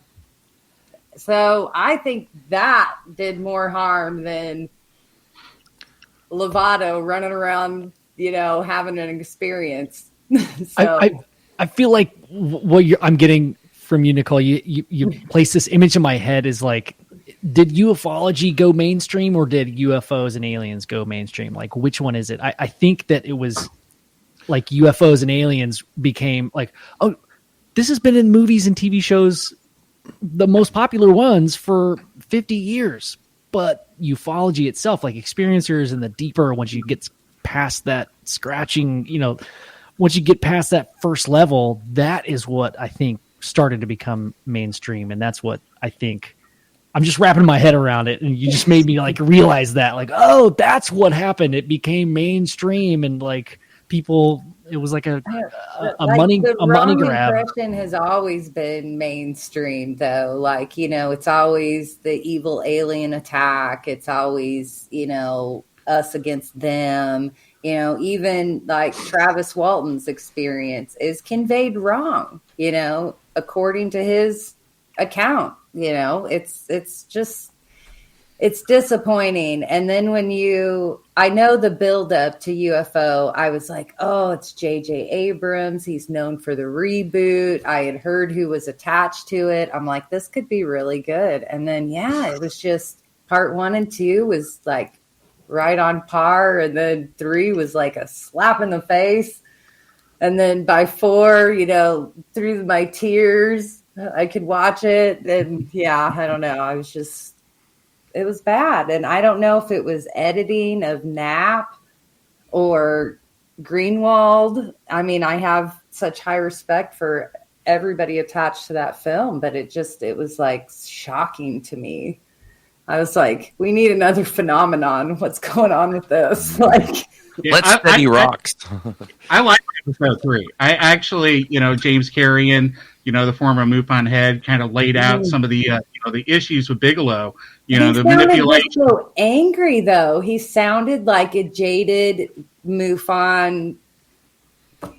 Yeah, there's a lot of jaded, old school UFO people out Very there. true. Absolutely. Very true. Panel, I'm going to get you to hold on right there because we do have to go to break here on the radio side of things. Nicole Sakach, Little Benny Jinkins, Michael Huntington, Jason Guillemette, and Dan Warren.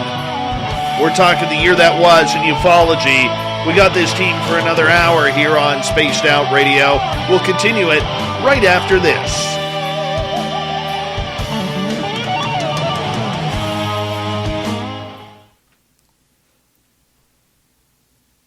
This break couldn't come at a better time for me. I'll be right back, guys. I was going to say, I forgot to pee on the last one. So. We'll all be right back. All right, Jason, how close are you to Dave? You said you were close. Yeah, we're about an hour apart. Yeah, if that. So he's quite close to me, and he lives, or he used to live right, like in my town, and the town next to mine. So we're from the same neighborhood, pretty much. So have you gotten to shake hands yet, or not yet? Okay, still electronic friendship. Still electronic. He's promised to take me out to some cool sites here in BC. So eventually we'll get around to that once COVID settles down a bit there. But yeah, it'll be cool to go check out his digs and see. He's got a couple of spots he wanted to show me. So I get the feeling you don't want to step on a hockey ring with him because I got a feeling he's going to lower his shoulder into anybody that he takes out there for even the first time. Yeah, no holds barred. No. Where are you at, Dan? I'm in Tennessee, Middle Tennessee. Okay. All right, I'm in Missouri. Okay. Cape Girardeau. Oh, there's a big case from Cape Girardeau, isn't there? There's a lot of UFO history here, yes. Mm-hmm. Awesome. I actually had I've started trying to make little videos of listener call-ins where they go through their experience, and there was a kid named Brant. I call him a kid. He's probably he said he's 32. He called in, but he's from Missouri, just around the northern Ozarks area. And he said that he saw a big black disc in the sky that hovered and then moved erratically for a while. And then all of a sudden, bright flash of orange light and zoom, it was gone. Couldn't see it. But that happened in 2012, he said. Yeah, we definitely got our share of UFOs around here, definitely. Cape Girardeau UFO crash, 1941, was a big thing.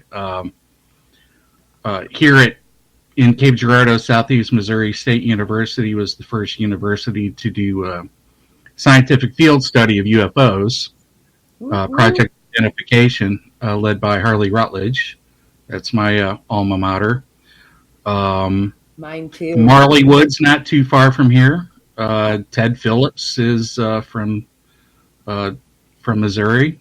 I've visited a lot of his places and paces. I've been to the Marley Woods quite a few times. Do you think any more information will come out about Marley Woods? Because I've heard just such a little bit of information. It's so fascinating.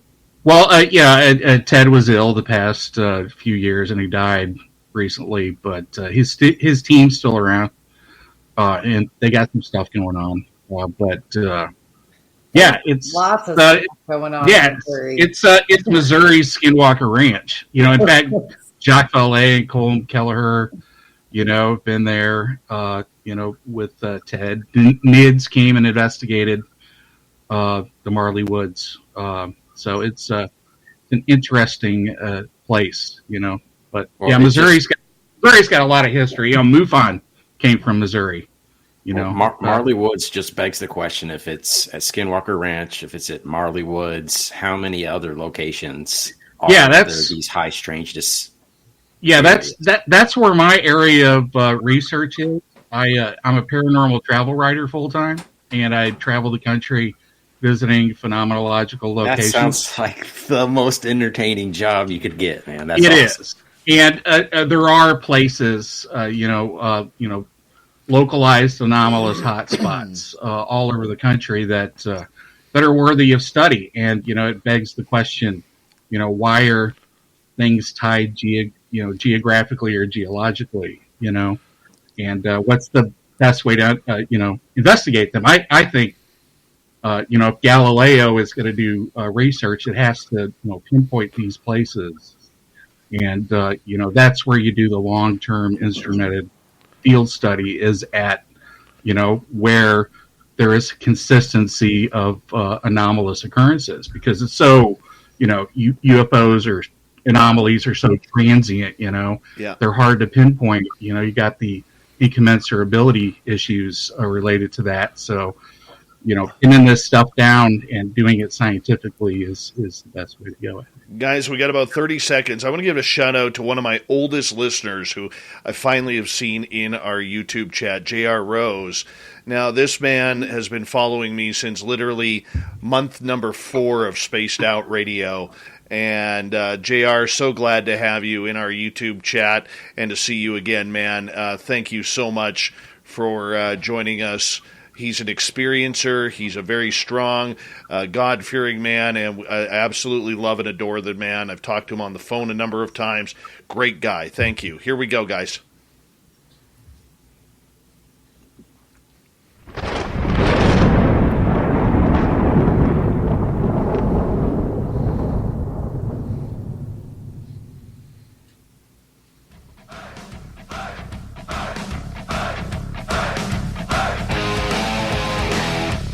We pass the halfway point of Spaced Out Radio tonight.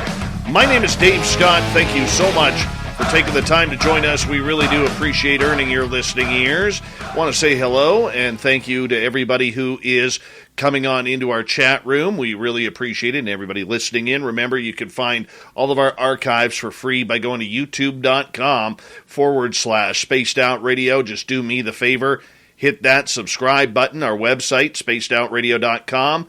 We have a plethora of features for you. Rock out to Bumblefoot, read Shirky Poo's Newswire. Check out our swag as well. Follow us on Twitter at Spaced Out Radio, Instagram at Spaced Out Radio Show, and now on TikTok at Spaced Out Radio. We have a great panel for our UFO 2021 Year in Review. Joining us from UFO Garage, Little Benny Jinkins. We have Jason Guillemette, podcaster from TikTok, Dan Warren, Michael Huntington, blogger and vlogger, and researcher and author Nicole Sakach. And we have the great team here for everyone hanging on out. And our next subject du jour literally gets back into the political scene of everything, because it was huge news that we had broken yesterday about Senator Harry Reid passing away, and the legendary status that he had in the UFO community, which unfortunately a lot of the mainstream media are not talking about. They're talking about his legacy as a politician and within the Democratic Party. But for us in ufology, this is a big, big story, because he was an idol and a mentor to people like Luis Elizondo and Chris Mellon and George Knapp as well. And Dan, I want to start with you on this one. Just your thoughts on the legacy of UFOs regarding the late Senator Harry Reid. So I made a video tribute to him, and it started off by, I feel like everybody's going to take the, I miss the old guy. He contributed so much, but people forget how much of a badass he was throughout his entire life. BuzzFeed put an article out in 2013, I believe, that said Harry Reid can kick your ass. Like, that was the name of it. And they go through and list 7 things. Like, this is why Harry Reid is so awesome.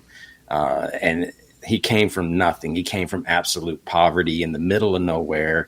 He fought his way to where he got. He punched his future father-in-law in the face when he told him that he couldn't marry his daughter. He just did all these crazy, phenomenal things. A scene in Casino is based on an interaction that he had as the gaming commissioner of Nevada. So it's just so much that he's done in his life that was awesome. So I had to make sure I made a video about it, celebrating the accomplishments that he made throughout his life. And then we get to the UFO stuff, which is when everybody their mouths start to water. And his legacy, and once again, I'm going to mention Daniel Inouye and Ted Stevens. were the genesis of the modern UFO government investigation. And in my opinion, I could be wrong. There's probably programs that are out there that none of us are aware of. They could be hiding behind closed doors, but he has started the dominoes, in my opinion, and they've slowly started to fall. But now we've reached a tipping point to where 2017 came around. Guess who was in the 2017 New York Times article? Harry Reid. His picture was in it. Once you start getting people of that position to put their face, their name, and their career on the line in front of the public, it changes things. It gives the subject more credibility in the eyes of the public. Demi Lovato doing exactly the same thing in that New York Times article, not going to carry the same weight as former Majority Leader Harry Reid. So it changed things, and I'm glad. I hope that he was conscious enough to see what happened with the Gillibrand Amendment and it getting signed by Biden before he passed on, because that's what I think like I said, I think that the Gillibrand Amendment should be his legacy. Whatever comes from that should be directly tied back to Reid. And before we move on to this, I got to make sure that I give some credit to Demi Lovato, because she holds a particular fondness in my heart, because her song Gonna Give Your Heart a Break came out at the same time I was potty training my kids. So it transitions to got to take a potty break so effortlessly. So it definitely made a difference in my life. Has she influenced my UFO outlook? No. I feel like she's in a bubble and isn't going to contribute to my body of knowledge in particular. But I do have to give her a big thank you. If she ever hears this, thank you, Demi. Dan, you are the most polite person ever. Ever. I want some of that. That's stuck in my head now. I want some of that. Jason Guillemette, Harry Reid passing away, the legacy of his work with UFOs.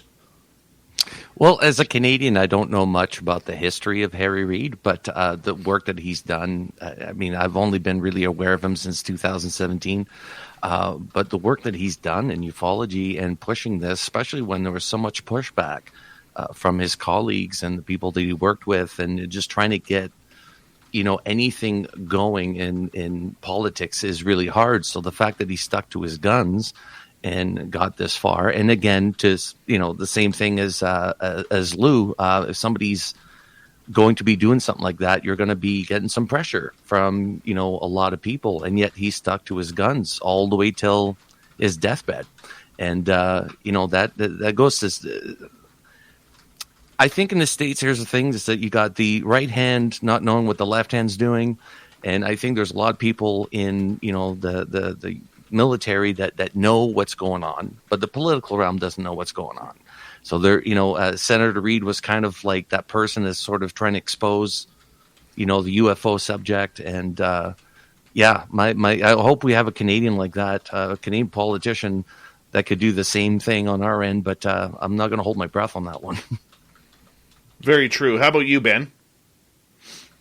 Oh, yeah, I don't know really anything about politics. I don't know if I'm the right person to ask. I just watch Dan's TikToks, dude. Like, that's pretty much as far as political I get. But, man, yeah. Going back to the Demi Lovato thing, I guess is like, dude, it's just cool that she's even talking about it and that she had an experience that even somebody this is happening to everyone. Maybe not every single person, but at least maybe somebody who this phenomenon is happening to, even a superstar like Demi Lovato. That's kind of cool. All right. In all fairness, I was going to say that, like if you're on a show or a documentary, anything like that, usually the producers or the director has a certain view of what he wants or what she wants in the movie. And I find like the editing and all that, even of the show, could be,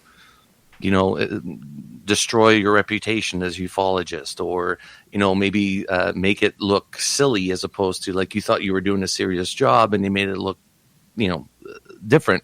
So I think, you have to think about the production behind these as well. And they're trying to make money, right? They're trying to get another season going, talking about something that they can't chase or prove or anything, right? She's probably already signed the contract. Like, yes, you can do whatever you want with this. I love that. I love that perspective. Yep. Yeah. It's totally true. Yeah. All right, Michael Huntington, your thoughts on the passing of Harry Reid? Well, we're on the eve of his passing, so we're going to be saying the positive things, and I don't want to be the guy to go after the negative stuff. He will be looked at through the lens of UFO history now, not just the political history. He is a political figure, so people are going to view him through their own biases within politics. Some will view him as a good person. Some will view him as bad because they're Republican or Democrat. So there's always going to be that. As to the UFO issue, he has not been a UFO champion throughout all of his political career. It was relatively recent, within recent years. Now, he was involved in the subject, certainly, being from Nevada, being connected to George Knapp and being friends with him, being connected to Robert Bigelow and being friends with him. These guys interacted with each other, throughout the 90s, and up to, even recently. So, Knapp and Bigelow are going to be, the big influencers upon him. I don't think Harry Reid was really into it until George Knapp brought him to a UFO conference or two. So, Knapp really brought Harry Reid into the subject. And certainly, there are questions and there will be questions. And I don't want to, make accusations of cronyism or anything like that. But, he is connected, was connected to Bigelow. They are friends. They are, have had connections politically. Bass did receive the money for the OSAP contract, from the arrangement that was set up by Harry Reid, largely, I think, upon the instigation of Bigelow and Knapp and, some of these other people, like I said, these groups that met and had these conferences in the 90s. So, I think there's a real history there, a secret history as to how, all this was worked out mechanically, who influenced who, how long this has been planned out, how deep, this was an important issue for Harry Reid. Certainly he did. Yeah, he did embrace it in his latter years, but, for us in the UFO community, he is a UFO figure now and will be part of that history. I don't think that has really, stretched out into, the mainstream yet, as far as, being part of his byline. So history will tell the story, with Harry Reid with regards to UFOs, I think. All right. I want to change topics here, everyone, as we move on the UFO panel tonight with our special guests here that are with us. And one of the big topics that really hit this year was the military side of everything. All right. The Pentagon really wanting to take control of this subject. And in my opinion, in the last couple of months, we have seen a real open battle in the media and publicly regarding the military-industrial complex and elected officials trying to get this story out about what information can and cannot come out regarding UFOs. Now, obviously, for national security reasons, we're not going to see a lot, but we are hoping for at least some crumbs of cheese to fall on the floor so that way we could nibble on whatever we could.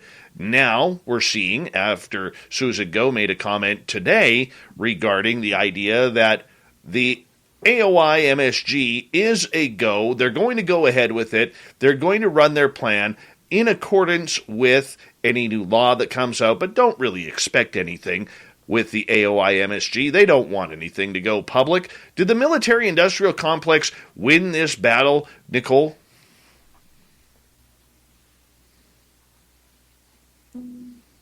No, I don't think they won. I think with any compromise that happens and concessions that are made, both sides feel a little lousy. And I think that's how this went down. I mean, some things were removed, some language stayed, which was, a proud moment. Everybody's like, oh, that stayed.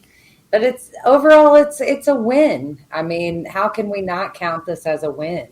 So I think at the last minute they tried to slide in, the Pentagon tried to slide in and, just batten down the hatches. But I think that was like a death croak. Their fingers being pried off, the locks or something. Like, it's time to give it up. We're in new territory now, strange waters. Very true, very true. But Nicole, kind of going on with that aspect, I mean, to me, and maybe this is just the way I viewed it, and please, anybody on the panel, if you want to jump on it, please do. But the way I viewed it was the fact that the AOI MSG, which is going to be the new UFO group, isn't wanting to release anything. They don't want any more videos going public. They want to keep this as a military operation, which means that the public really isn't going to see anything. And it's almost like, in my opinion, kicking ufology back 5-10 years. That's the way I'm seeing it. Jason, I see you nodding your head. Mm-hmm. Well, I totally agree. Nothing's changed. Right? They've been operating like this since as far back as we know. Nothing's changed, keeping everything secret. And the thing is, I find it funny when they're like, oh, it's a national security problem. No, it's not. It's a global problem. It's globally. It's not just the United States. It's not the only country in the world experiencing, abductions or sightings. It's a global problem. But yeah, as far as the military complex goes, I'm not surprised. They've been doing this since as far back as we know. Even other countries such as Brazil will have a UFO experience or some sort of sighting, and within a day, the United States show up. And yet they claim we know nothing. We don't know anything about the phenomenon. We chase it worldwide, but we don't know anything about it. To me, it's the same thing. And we got to stop with the acronyms of all these new UFO programs. Like, it's just got to stop. I can't keep up with them. MSG is delicious, man. MSG is delicious. I don't care what the ufologists say. I wanted my food. But yeah, that's just my thought on it. I think that nothing will change if that's the route that they're going to take and not keep the public informed. Just keep more secrecy going. And I think that's wrong. I think it's time for a change. So I think that what they were doing is they are trying to establish a territory for them to perform their own investigation, because the scope that was called out in the AOI MSG was very restrictive, much less than what's in the Gillibrand Amendment. They're only looking and interested in areas that they designate as special use areas, which is over military complexes and other assets, I'm sure. And they're also only looking at aerial phenomenon as far as the verbiage goes. So I think what they did is they said, hey, look, that Gillibrand Amendment is coming out. We said we were going to do something about it back on June 25th when the Catherine Hicks memo came out. Let's just go ahead and set something else up right now, claim our territory, and then any reports that our military men and women have over our special use areas that are in our skies that we control, we get first take at it, and we get to screen what is then handed off to the Congressional Oversight Office that is going to come out of the Gillibrand Amendment. That's what I think they're doing. They're going to want to look at the information first, decide if it's theirs, and keep to be able to suppress that information so that it is. We don't want to get our sensitive assets that were our prototypes out in the world prematurely. So that's what they're wanting to do. Keep it close to the chest, search through it, then let the other group take a look at it. If they say, okay, well, we can't. And then who knows, maybe, I mean, it also just breeds conspiracy, like how they're going to filter everything. All the good stuff is going to be kept behind their lock and key because they're the military. So we'll never get anything out of the special use areas. So I think it's a territory grab is the way that I was looking at it. It's just such a double-edged sword, because if you're trying to withhold information of sightings, like say, yeah, that, and claim that was our craft. No, totally. But if it actually wasn't, and you want your enemies to think, oh yeah, we have that technology, totally have that, then by not reporting on it, that's by default saying that is your technology, when in reality it's not at all. It's confusing. It's like it's super meta. Like, has this been going on for years? Like, it's so hard to filter out what's ours and what's not at that point. I think in a lot of circles, with especially with the AOI MSG viewpoint, the issue is not so much UAP or extraterrestrial craft, in as much as it is drones and balloons and UAV, and there have been a lot of incursions by drones, along with UFOs over the past few years.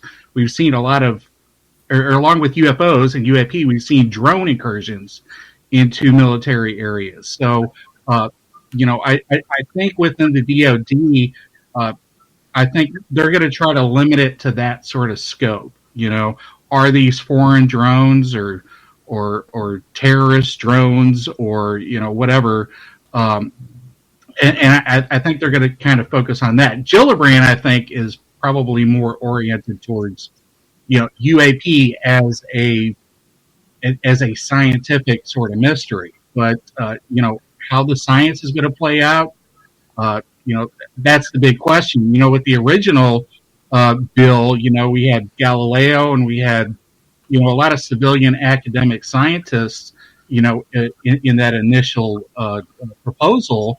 But, that's been stripped away. So, what we're ultimately going to have is we're going to have two competing Department of Defense UFO groups that will be reporting to the Congress, in one way or another. And there's no guarantee that anything is going to be seen by the public. And more than likely, a lot of what is going to be seen by the politicians is going to be related to, drones, because contrary to, what a lot of people know or think they know about the subject, we are, in sort of a Cold War drone, surveillance, Cold War, with other countries, so, maybe that's what I think, a lot of it's going to be about. And, will we see what the results are? I don't know. I think it's going to be more like the task report. We're going to hear about incursions, but we're not going to get any more information. I don't know, though. Maybe this is just me being hopeful, though.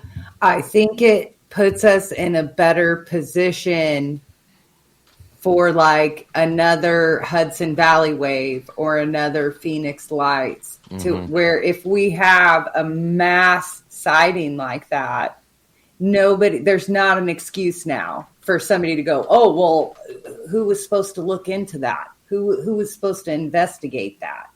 Now, boom, Phoenix Lights, who's looking into that? These guys are. Give us some answers. Like, the excuse before was, oh, well, Blue Book isn't around anymore, right? Like, how many times did we hear, oh, we don't look into this, we close Blue Book.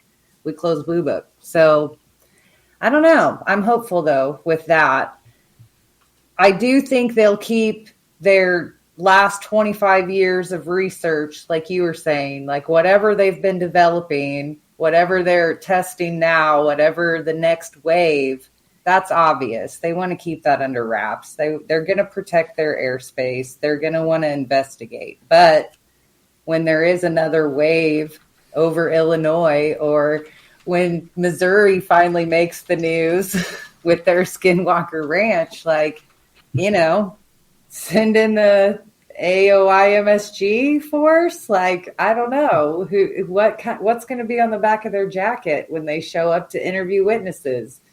They cannot wear the black suit and the tie. Nope. We cannot allow that. No garbage. Eyebrows. Yeah. No eyebrows. No, Very true. No suit and ties, guys. Yeah. No, it's gonna look. They're gonna show up dressed as Dave. With the, Little the plaid, glasses, little the plaid, hair, some dude. nice hair. Well, Ben, I I've noticed heard you're seen some stuff, man. Hey, A nice just- polo, I don't know, like wear something with a collar. Just Khaki you pants can't are be a coming man back. in Black. khaki pants are coming back. The Dockers are going to make a killing off the AOIMSG. Dockers. Everyone, I'm going to get you to hold on right there. We're through 2 hours already of our UFO year in review here with Michael Huntington, Little Benny Jinkins, Nicole Sakach, Jason Guillemette, and Dan Warren. What a great panel tonight for all of you and for me as a host to take in this amazing subject, because we all love ufology. That's why we're here, and we'll learn more with the final half hour with these guys right after this.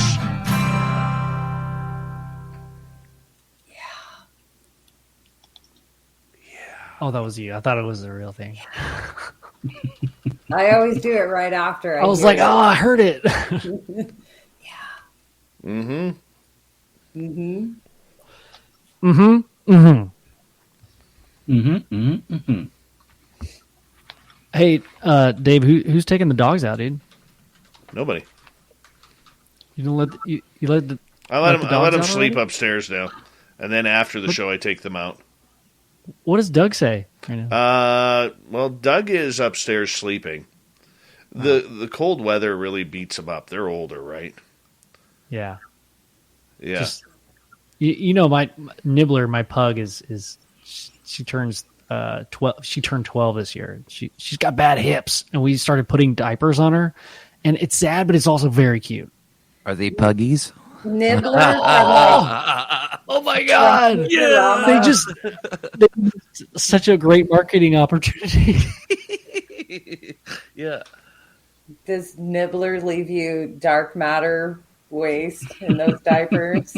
I've never picked up one poop. It's so heavy, like it falls through space time. Yeah, It powers Nice. those TTSA spaceships, right? that's why I see spaceships all the time, because they're picking up this antimatter, man. That's exactly what it is. I saw a poll a few years ago as to like paranormal researchers, you know, Bigfooters, UFO people, what kind of dog breed they have. And pugs was like by far across the board, all three of those groups. No. People, I mean, it was like, you know, 38% compared to, you know, just other breeds, you know, just one or two, you know, one digit sort That of. is fascinating. I don't like. Yeah, it is. It's interesting. I don't know what it means. What, But, dude? yeah, pugs are really popular amongst paranormal people. I think there should be more pugs. I think you'll probably get more viewers and such if you. You know a funny story of my area, because I got a lot of wild animals near my area, and the funny part about it is every summer between like June and November, all you see is signs on every pole and push pin board of missing cat, missing cat, missing cat. And all I'm thinking is, you stupid morons, for putting your cats outside in the middle of nowhere where there's cougars, foxes, coyotes, badgers. Bigfoot. Bigfoot. Yeah, maybe bears, you know, and you're wondering where little Fluffy went. Your Yeah, little that's dumb. Fluffy, it didn't run away. I hate to tell you, it's because you were an idiot. You left the cat outside, and now the cat is in the stomach of a wild animal. That's what's happening. You're feeding the wildlife at that point. Yeah, absolutely. And every year you get these people crying. My child is heartbroken because little Stewie hasn't returned after 2 months. And I'm like, you idiot. Like, what do you expect? What do you expect? A new cat every few months, right? Oh, my goodness. Oh, man. It's crazy. Crazy. That's right, alien critter. Fluffy was breakfast and dinner. Totally. Dad's like, what the hell am I walking into? I'm a dog guy. Me too. I'm a real dog guy. I got a toy dog. It's a little Boston Terrier, but those are no so cute. no man. brushing, no maintenance, low maintenance dog. My buddy who comes into the chat room, little Marky Spender, he has a little Boston Terrier, him and his wife, and that little dog literally recognizes my voice and loves my voice. So every time Mark is in the chat room, I usually, if you hear me say, "Hi, Baxter," that's because I'm talking to the dog. The dog is actually watching me, waiting for me to acknowledge the dog on YouTube. It's hilarious. And I'm sure he's tilting his head to the side every time he hears your voice. That's what mine does. Well, he's actually, according to Mark, he's actually, when he hears my voice, because when I go over there, I play fetch with him, so he actually will go get his ball and bring it to the TV to see if I will throw the ball for him through the TV. You got to work on your telekinesis, man. Look at that rascal. Look at that little guy. Aw, it's Nibbler. He's like, why are you waking me up? Yeah, she's like, this is bullshit. Oh, sorry, Dave. Were we live? No. Sorry. Now you can swear. Okay. Yeah, she's very mad that I woke her up. She's a cutie. Cute. Very Okay. cute. Who lets their cats outside? My cat was 19 years old and was only outside 3 times her whole life. Like, that's how you keep them. Oh, yeah. By the way, we only got about 30 seconds left. Is there any subject that we haven't touched yet that any of you want to touch on? I mean, we could talk about all the politicians and officials that have spoken openly about the subject on major news media. The cathedral event. Yeah. Ooh, that's a good one. Big Phone Home. Gary Nolan. Galileo. Yeah, I was thinking Galileo next. All right. What was the thing that showed up in the desert? What was that thing? The called? monolith? No. Monoliths. Okay, guys, here we go. Art, yeah. Yeah.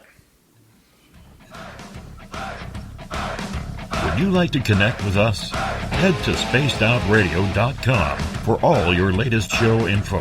Now, back to Dave Scott and SOR. Here we go with the third and final hour of Spaced Out Radio tonight. My name is Dave Scott. Thank you so much for taking the time to join us. We really do appreciate earning your listening ears wherever you are on this beautiful planet we call Earth.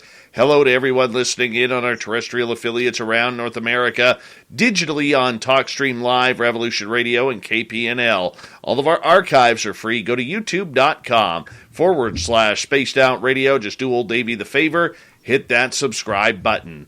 The Desert Clam has set the password for tonight in the SOR Space Travelers Club. Maca Collation. Maca Collation is your password. Use it wisely, Space Travelers, as the Clam sets the password each and every night right here on Spaced Out Radio. Our website is spacedoutradio.com. We have a plethora of features for you.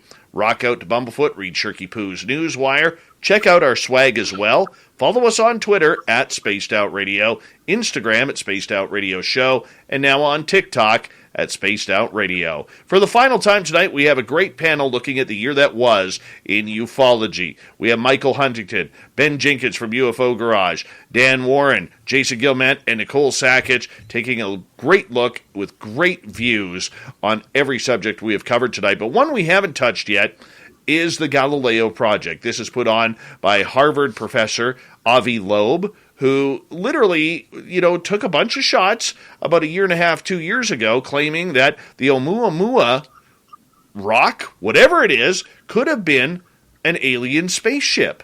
And he took a lot of ribbing from people within the scientific community. Now he's created the Galileo Project, which is going to basically go look for life out in the stars. And Michael, I want to start with you on this one, because he has got a successful team behind him. He has got a lot of educated people behind him, as well a lot of millions of dollars in funding so far.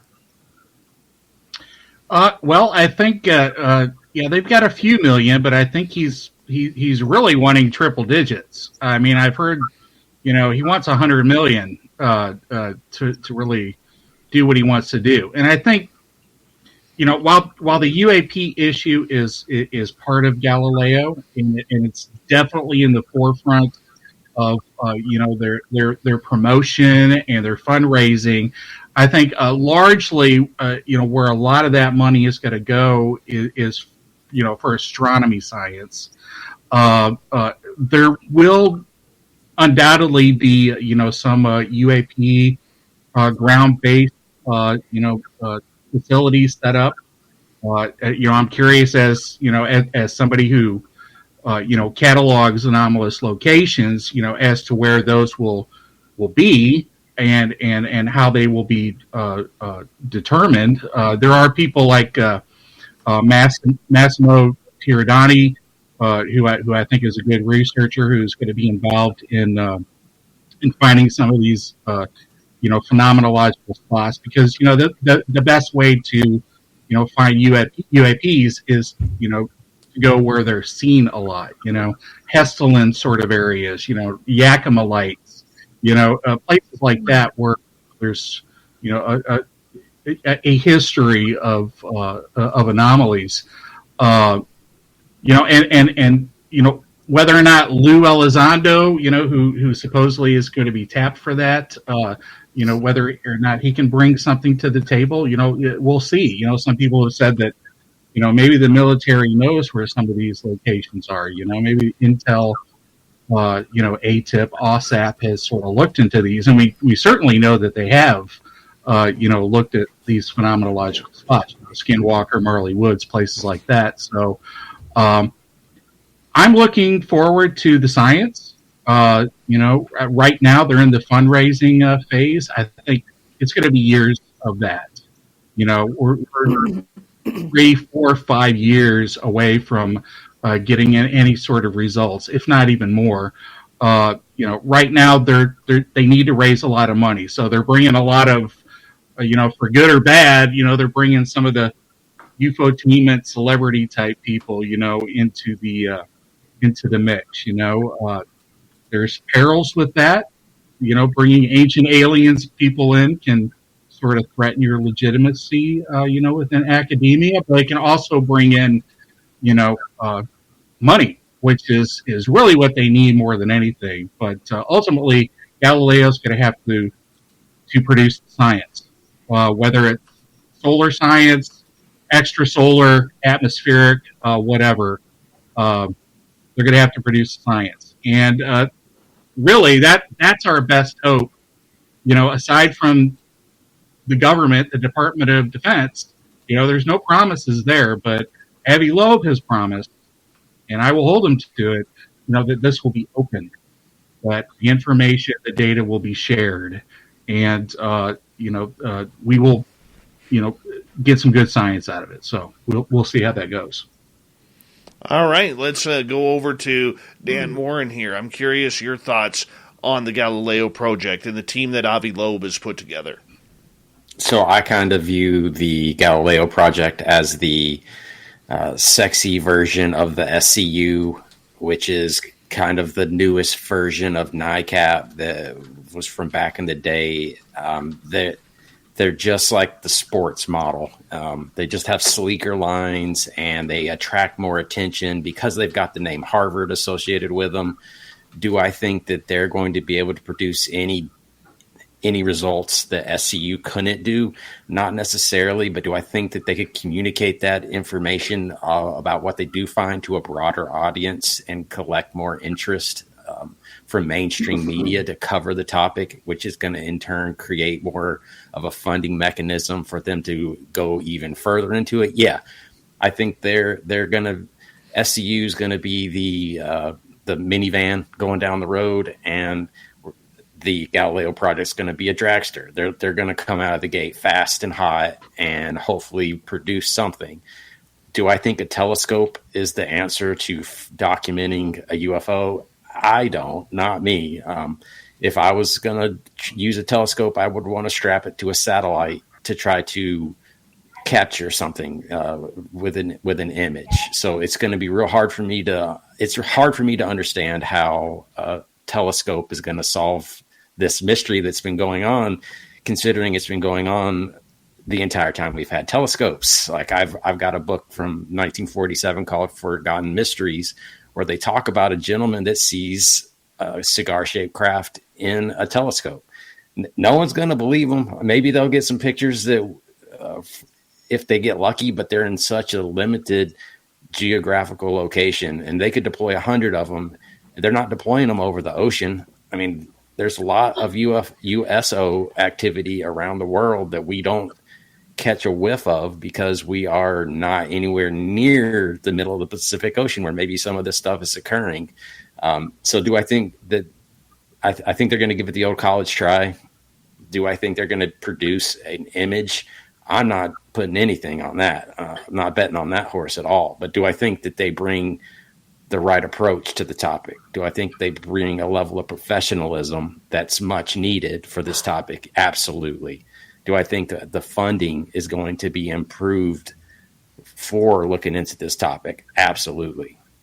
So and they also got Eric Weinstein to sign on here recently. So he's another spokesman that's going to be able to reach a broad audience because that's what he does. He's a communicator. So he's going to be able to help out with getting this into the mainstream media. And that's the tipping point that I'm looking forward to seeing, is when, like Ross Coldhart has said, media has had the wool pulled over their eyes. They've been fooled. They've been asleep at the wheel. At some point, they're going to wake up. And these shows like we're on right now are going to take on an entirely different meaning, an entirely different scenario is going to play out in front of us, and we're going to all be witness to it. So that's what I think the Galileo project can do, is bring the right kind of publicity to it. Not the Demi Lovato publicity, but the right kind of publicity. Very true, Nicole. I agree with most of what everybody has said already, but I have to play a little bit devil's advocate with this, because in the spirit of talking about reboots, I do like to hammer home that the Galileo project is still looking for stuff out there. You know, they're interested in extraterrestrial life, just like the SETI project is. I think they're bringing a bigger arsenal to the table than like the SETI project back in the day, but I don't think that they're as ufology friendly as we want them to be. So I think we need to take it with a grain of salt. Like, I think this is a moment for a big cash grab for them, and they're going to run that football all the way to Scrooge McDuck's money vault. And I think when let's face it, our community has kind of proven itself over the last few years that we are a force that can motivate and throw our voice behind a project and call attention to it. And I think that's kind of, my little pessimistic view that's what's going on right now with Galileo. They're kind of using us to further what they want to do. And we're excited for them. Yeah, sure, we'll help them. But what did SETI ever produce? We had the wow moment, and then they pulled that out from under us. But I think it's going to be like that. I mean, how many Oumuamuas are out there? That's what they want to find out. So, okay. How many Oumuamuas are shooting across the equator right now? True.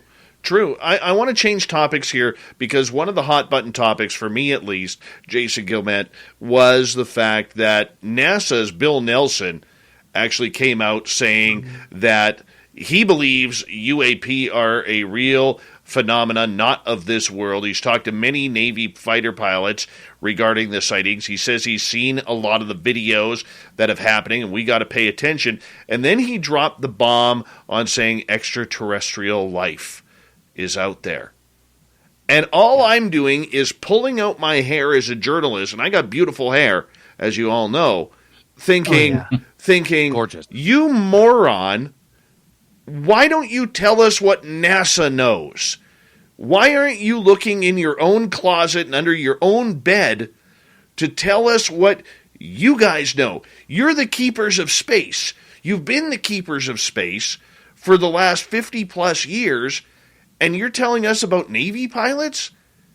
I was outraged, and I wanted to shake the man, but I might break him because he's frail. You know? I mean, Jason, what is your thoughts on Bill Nelson from NASA? Well, I think they know a lot more than they're letting on, or at least some people know a lot more than what they're letting on. There's no way you can have a space program like that for that many years and not know of, the global problem that we have with unidentified crafts. But it's good to have that out. Even there was a recent article saying about they hired theologians or something like that to figure out. Yeah, you saw that too, Nicole. About how would humanity handle us being told that aliens are real, right? And that it was NASA that hired these guys. So that's interesting. I mean, I'd be darn surprised if NASA was, their hands were clean on this one. I doubt it. But having people of that situation or that position to be able to come out and say, hey, I think that this is what, and in all honesty, let's just face it, when you see a craft like that in person, I have when I was a kid, there's no way that thing's human. The first thing I thought when I looked at it was that's not human. And it's not human made. It doesn't fly. Nothing computes. At the age of 40, I still haven't found anything that flies like that. So there's no way that a space program that big, that well funded, doesn't know anything about what's going on. Even when we're talking about technology. Technologies are going to be a big issue in discovering more on this topic. Even talking to Kevin Day from the Nimitz, or he was on the Princeton, I believe.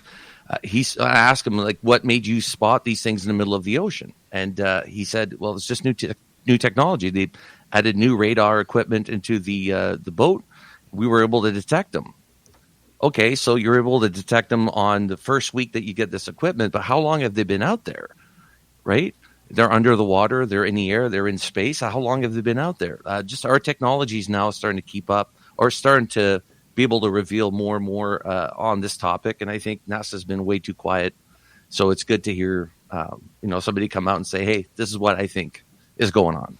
Little Benny Jinkins, your thoughts on NASA not even looking under their own, footstools to find the aliens and the UFOs? I don't, they should look under their dang chairs. They're everywhere. Totally. Man. Check their armpits. They got aliens in there, man. Their deodorant is alien deodorant. I mean, when we talk about these programs, even NASA, where is this money going? Ultimately, where? I understand people need jobs. I think all of us would love to do this every day, all day, and get paid for it, right? But where is this money going? Are we looking for proof? And what proof are we looking for? Is it photos? Is it videos? Or is it physical contact? My whole career, other than what I do right now, is in marketing. And I had the CEO that would say, we don't sell our products that we actually sell. We sell the images and the videos of our products. That's what we sell. And that's, I'm a creative person. I do the video and the graphic design. And I make the product look good. And that's what, I mean, if you really look at it, that's what we're selling. So where is this money going? And it makes it feel kind of grimy. Like, okay, then you have to break it down. What proof are we looking for? And what are people open to accepting? Do we want to be separated from this proof and just see a photo or video? I'm maybe one of those people, but I haven't had the luxury because I've actually seen shit like stuff. Sorry, Dave. Sorry, Dave. I've seen stuff, but like I've never seen an alien standing 10 feet in front of my face. I don't know if the public's ready for that. So I guess what I'm saying in that convoluted way is, what proof are we paying for? What proof do we really want? Is it physical proof or video and all this stuff? Like, come on, man, the money's going somewhere. Like, Absolutely. Let's put it toward. Yeah. We got 5 minutes, guys. 5 minutes left. And I want to say this.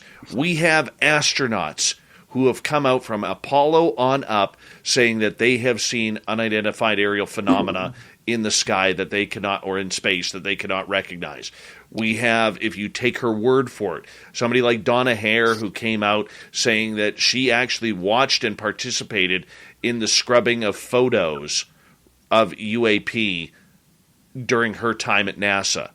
We have cosmonauts and astronauts on the International Space Station who have filmed, boomerang craft as recently as within the last couple of years here from the ISS. We've had live feeds of the ISS cut when strange anomalous objects come close. Michael Huntington, your thoughts? Well, it gets to the question of what is sufficient evidence and who are we presenting it to? For a lot of people, it's there is already a sufficiency of evidence, and we're trying to share this with the public and persuade the public. But is that how scientific revolutions occur? Is that how paradigms are shifted? Paradigms are shifted by presenting a programmatic grouping of evidence to whatever the establishment is, whatever the establishment academia is, the establishment science, the governing bodies. It's not trying to persuade everybody, throughout the world, as if it was like a political campaign. Ultimately, it's going to have to come down to what science is going to be necessary in order to change the paradigm. What is science going to be required to have? It's people like, the skeptics within academia. It's people that are critical of Avi Loeb. It's those people that you need to convince by producing good science. If you're already convincing somebody that already believes in it, then it's already a belief system. You don't need to convince anybody. But what we need is, we're trying to change the paradigm. We're trying to say, this is the reality that we exist in. UAPs are a real thing, and we're trying to convince people like Neil deGrasse Tyson. Believe it or not, we're trying to convince people within the establishment. And the only way that's going to happen, it's not going to be through a TV show. It's not going to be through popular culture or 99% of the people on the planet agreeing upon it. It's going to be upon legitimate science being produced that will change the paradigm. And that's what we need. We need paradigm changing science. We need to get serious. Galileo needs to be serious. They need to go beyond, we all need to go beyond the UFOtainment, public relations sort of thing. We need to produce serious science, not just see ufology as a cause, True. As a religious cause, in a lot of people's minds, that's my tip. Michael, thank you so much. Final word from you tonight, Dan, as I got 30 seconds for you. So, Bill Nelson hasn't been at NASA for a year. The money for NASA has been coming from the government that has been suppressing UFOs since the creation of NASA. So that's why there isn't a lot of information coming out of NASA right now, because Bill Nelson has come in kicking the door down, talking about this stuff like no one at NASA has ever talked about it before. And I wonder if there's that many people that are hating on Lou Elizondo in the Pentagon, how many people at NASA hate listening to Bill Nelson talk about extraterrestrial life. That is a very good point. Your final word tonight, Jason.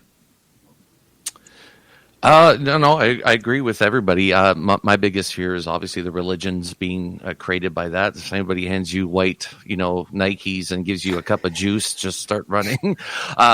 It's just, that's my biggest fear is the religious aspect of things. Because, that's what we do. We convert things to religion instead of looking at the scientific facts. So I agree with Michael on that. I think you mentioned that earlier. So Ben, your final word. Tacos, ice creamses, y cervezas. I appreciate that. That actually means a lot, man. Vegas. Thanks for having me. Vegas 22, man. Vegas 22 SOR party. And Nicole Sakach, your final words of tonight. Other than I'll take 3 tacos. This was a big year for SOR. Your 7th birthday. That happened this year. Yeah. I'm trying to think some other, year-end reviews. Oh, I put out my first book this year. That was good. Yes, you did. We did have the return of a few conferences this year, which was nice. People got to go out and experience their families. Absolutely. Nicole Sakach, Jason Guillemette, Dan Warren, Michael Huntington, Ben Jinkins, thank you so much for a great year in review. Coming up next, the fedora-wearing John Hudson and the unbiased UFO Report. We'll be back with the final half hour next.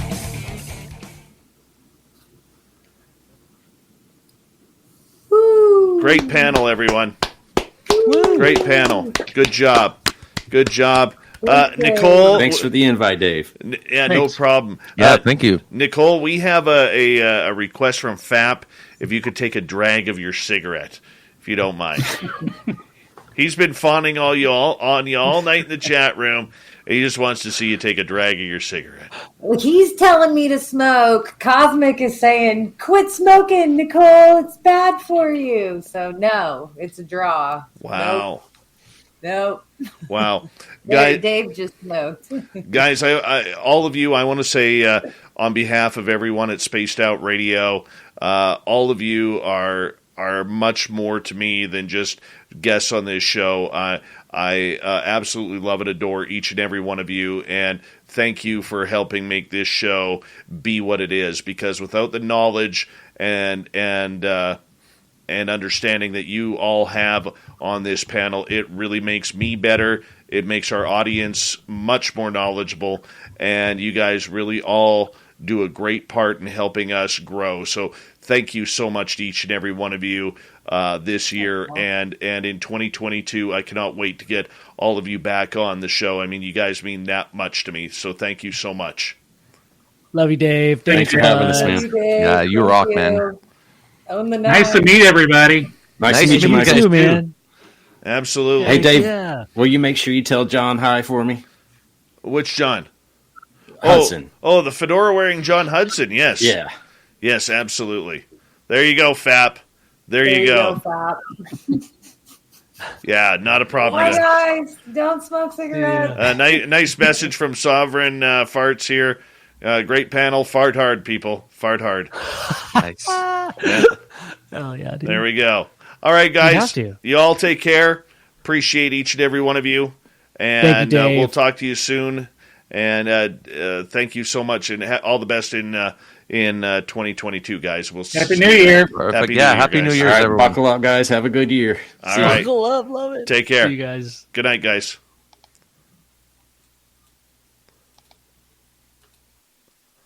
Thank you. Fabster, I did my best for you, bud. And thank you for the super chat. All right. Well, there's a little... We'll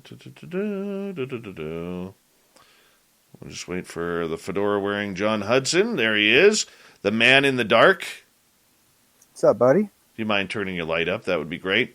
The gorgeous Rose Demaray. How are you? The stunning Melissa Nicole. Thank you for coming on in. And what a great panel tonight. Yeah, that was fun. Fantastic panel. And this is our resident Barry Gibb here on Spaced Out Radio. Oh, God.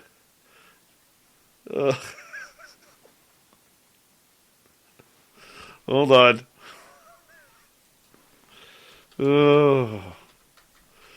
Why do I do this to myself? Yep.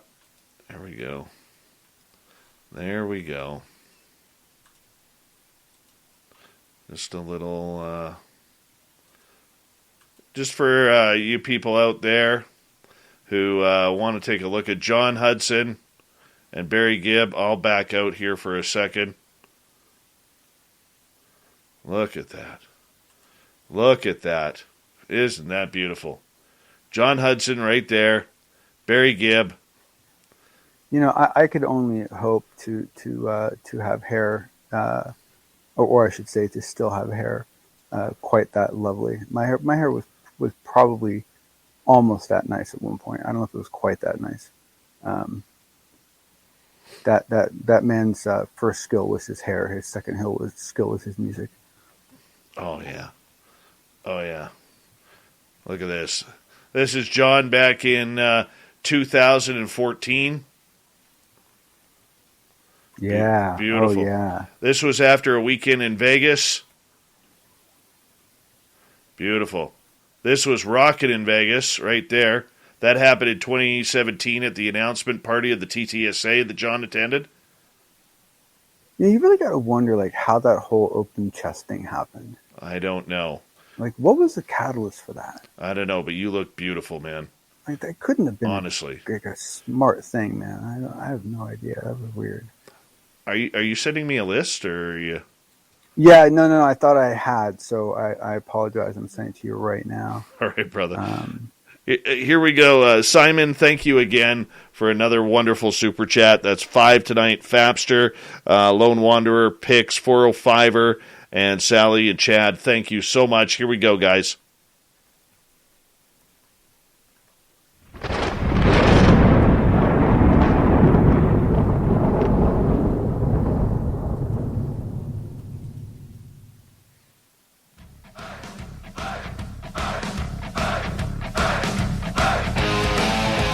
We rounded third. We're heading for home tonight on Spaced Out Radio. My name is Dave Scott. Thank you so much for taking the time to join us. We really do appreciate it. Want to remind you that if you missed portions of this show or others, check out our free archives by going to youtube.com/Spaced Out Radio. Do old Davey the favor, hit that subscribe button. Our website, spacedoutradio.com. We have a special feature for you there. Go check out some Bumblefoot. Rock out to them. Read Shirky Poo's Newswire. Check out our swag as well. Follow us on Twitter at Spaced Out Radio, Instagram at Spaced Out Radio Show, and now on TikTok at Spaced Out Radio. Let's bring in the fedora-wearing John Hudson and the unbiased UFO Report.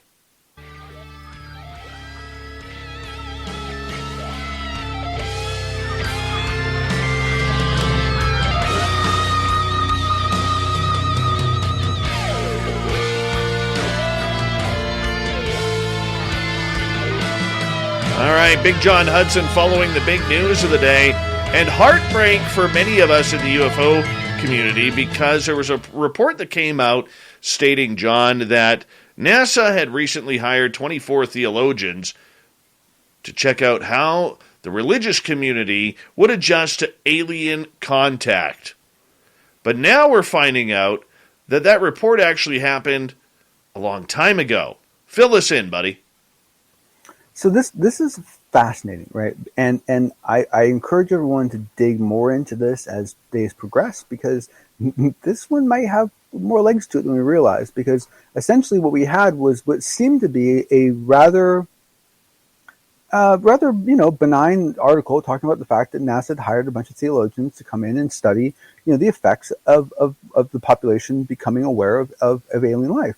And on the surface, I mean, that may ruffle some feathers, but it actually makes complete, perfect sense to at least consult theologians when you're talking about introducing the people who the theologians, teach that how better to handle such a thing, right? So it all seemed on the up and up, right?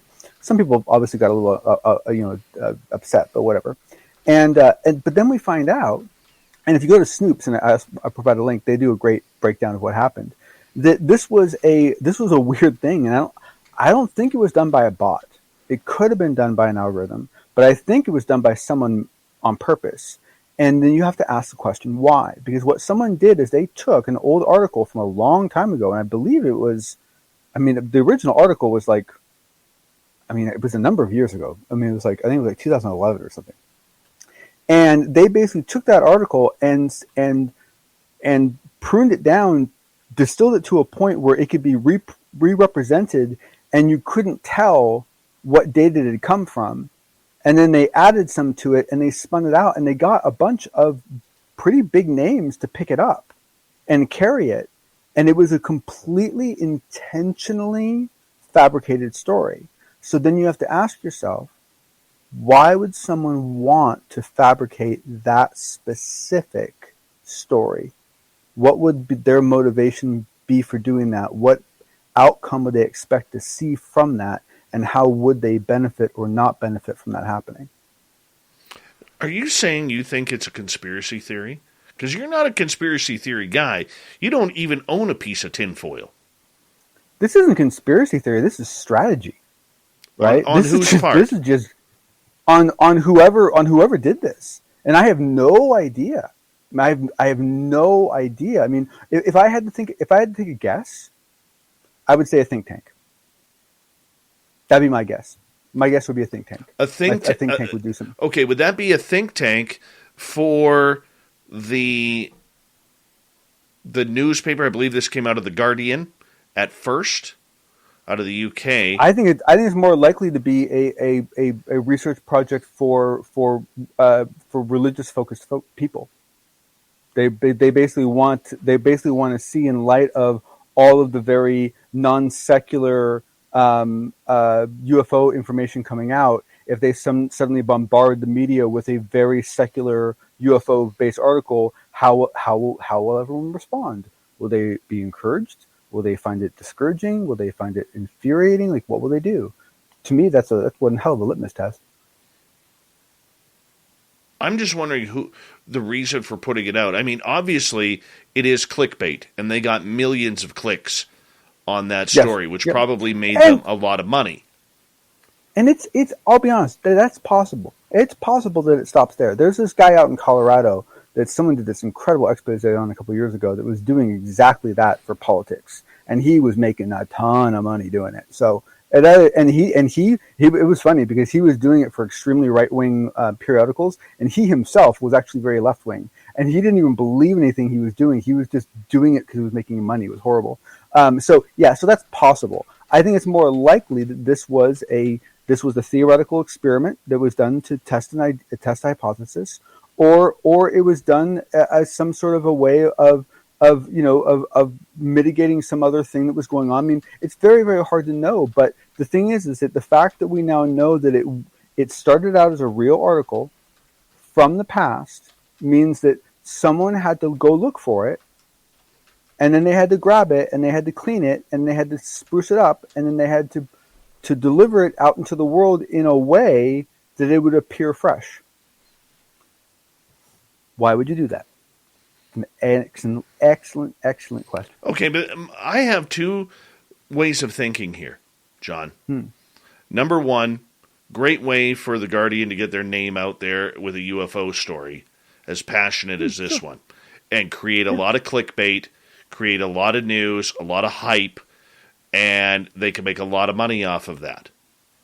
Okay. Yeah, I guess so. This to me seems a little deeply manipulative for that sort of thing, but it's possible. But that now comes to number two, and I thank you for putting it in my head. All right, is that there is some advertising board or government board or some contractual company that helps put this news out there and says, hey, you didn't hear this from me, but you may want to check back on this story, and this is happening right now. I mean, it could even be a university research project. I mean, honestly, there could be a lot of explanations for it. But my point is, and I think we're both coming to the same conclusion, is that someone did this intentionally. Someone did this with a motivation in mind, with an outcome in mind, and it would be a good thing for all of us to know what those three things are. Wow. I don't think there will be anything that unfolds out of this, John, but I mean, that's a very interesting perspective that I didn't think about. Yeah, it tripped me out. That's why I said to you when we were talking earlier, like this suddenly just became a much bigger story. And the thing is that when I found this story, when I was talking to you about it, it was my understanding that the story went out and the story was just blatantly false. Then I find this great Snoops research where they researched the article and they found out it's not totally false.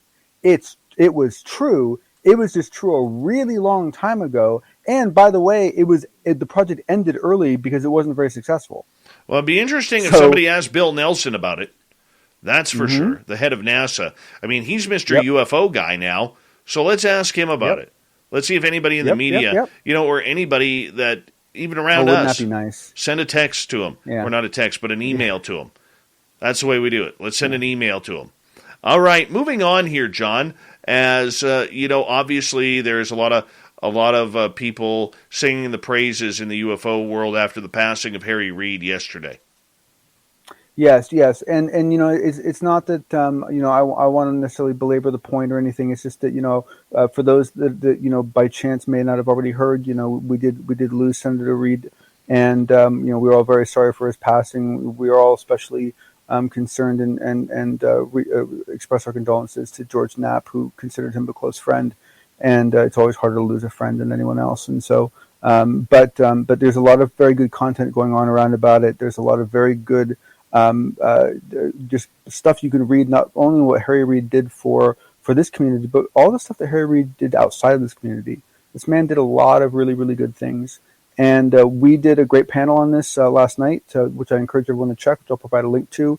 Thomas Fessler also did a great thing on it yesterday, and I'm sure a lot of other people have as well. And I encourage everyone to check that out. And it's just something we all have to kind of acknowledge and move on.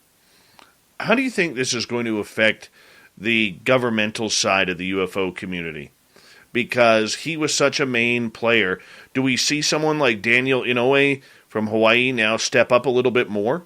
Because he was kind of in the shadows of Harry Reid. Mr. Inouye, by any chance you hear this, please, I beg of you, on behalf of the human race, please consider. I would be pleased beyond. I couldn't even imagine. I can't even tell you how happy I would be to see that. I'm not expecting it. It would be nice. It would be really. And actually, it's possible. It's possible. Yeah, it's possible. But my guess is that there's a vacancy for a while. That he leaves basically we don't ever see anyone fill his role again. There'll be someone else that fills a new type of role that will cover the same sort of thing that he used to do, but we'll probably never ever again see someone in a role that like he had. Senator Reid was unique. Well, it's not going to be Daniel Inouye unless he's doing it from heaven. Yeah, I was going to say I wasn't sure he was still alive. Yeah, I questioned that. As soon as I said that, I was like, I don't think he's alive. So that's my bad. And I apologize for that. But, let's switch it up. Is it Marco Rubio? Is it Senator Gillibrand? And can any of this new crowd then look at this subject, John, as will they have the impact that a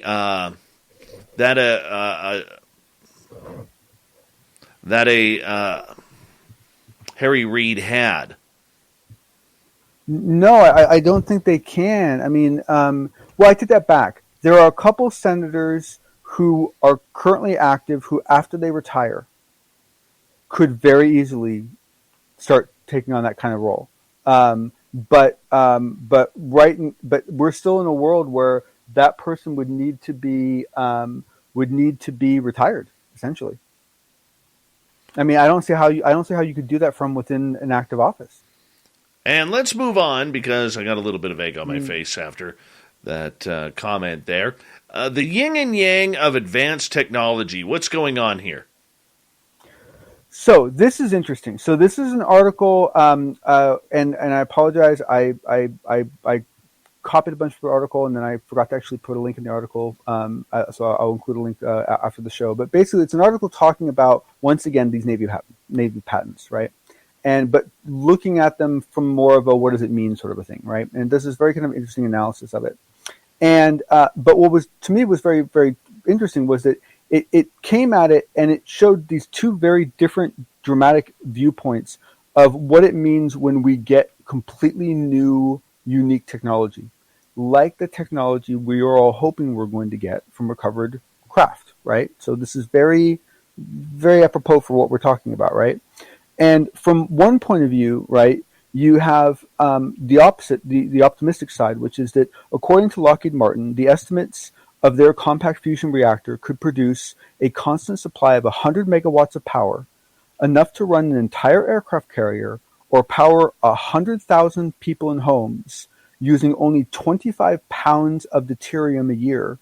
Not even a year, I think it's for quite some time. And the device could stick inside the nose of an F-16.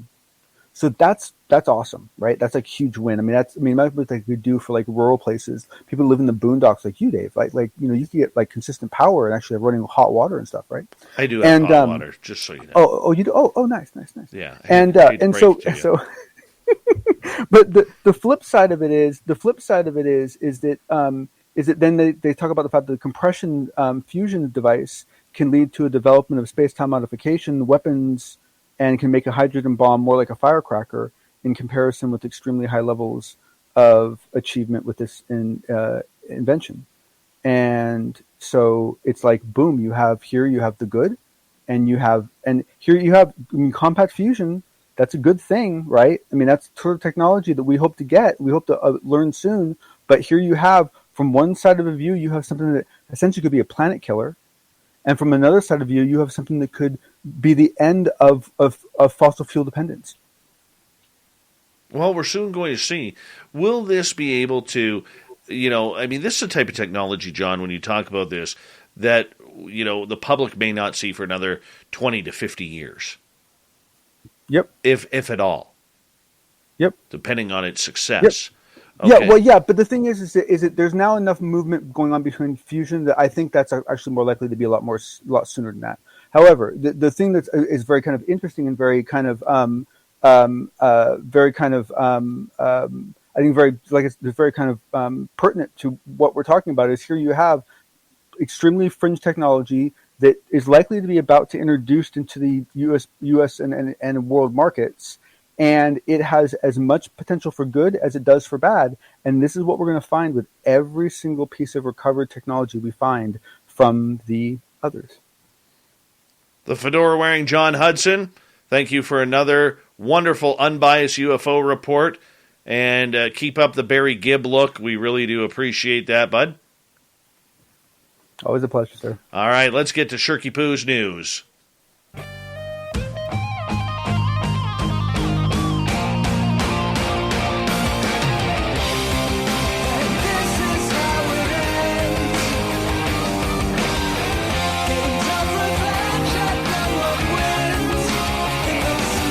All right, Shirky Poo's got us all ready for the news tonight. Find her at spacedoutradio.com. And here's an interesting story right off the bat. Elon Musk said SpaceX will land humans on Mars with its Starship rocket in 10 years' time in the worst-case scenario. During an episode of the Lex Fridman podcast, Fridman asked Musk when he thinks SpaceX will land human beings on the red planet. After a 20-second pause, the billionaire replied, best case is about 5 years, worst case, 10 years.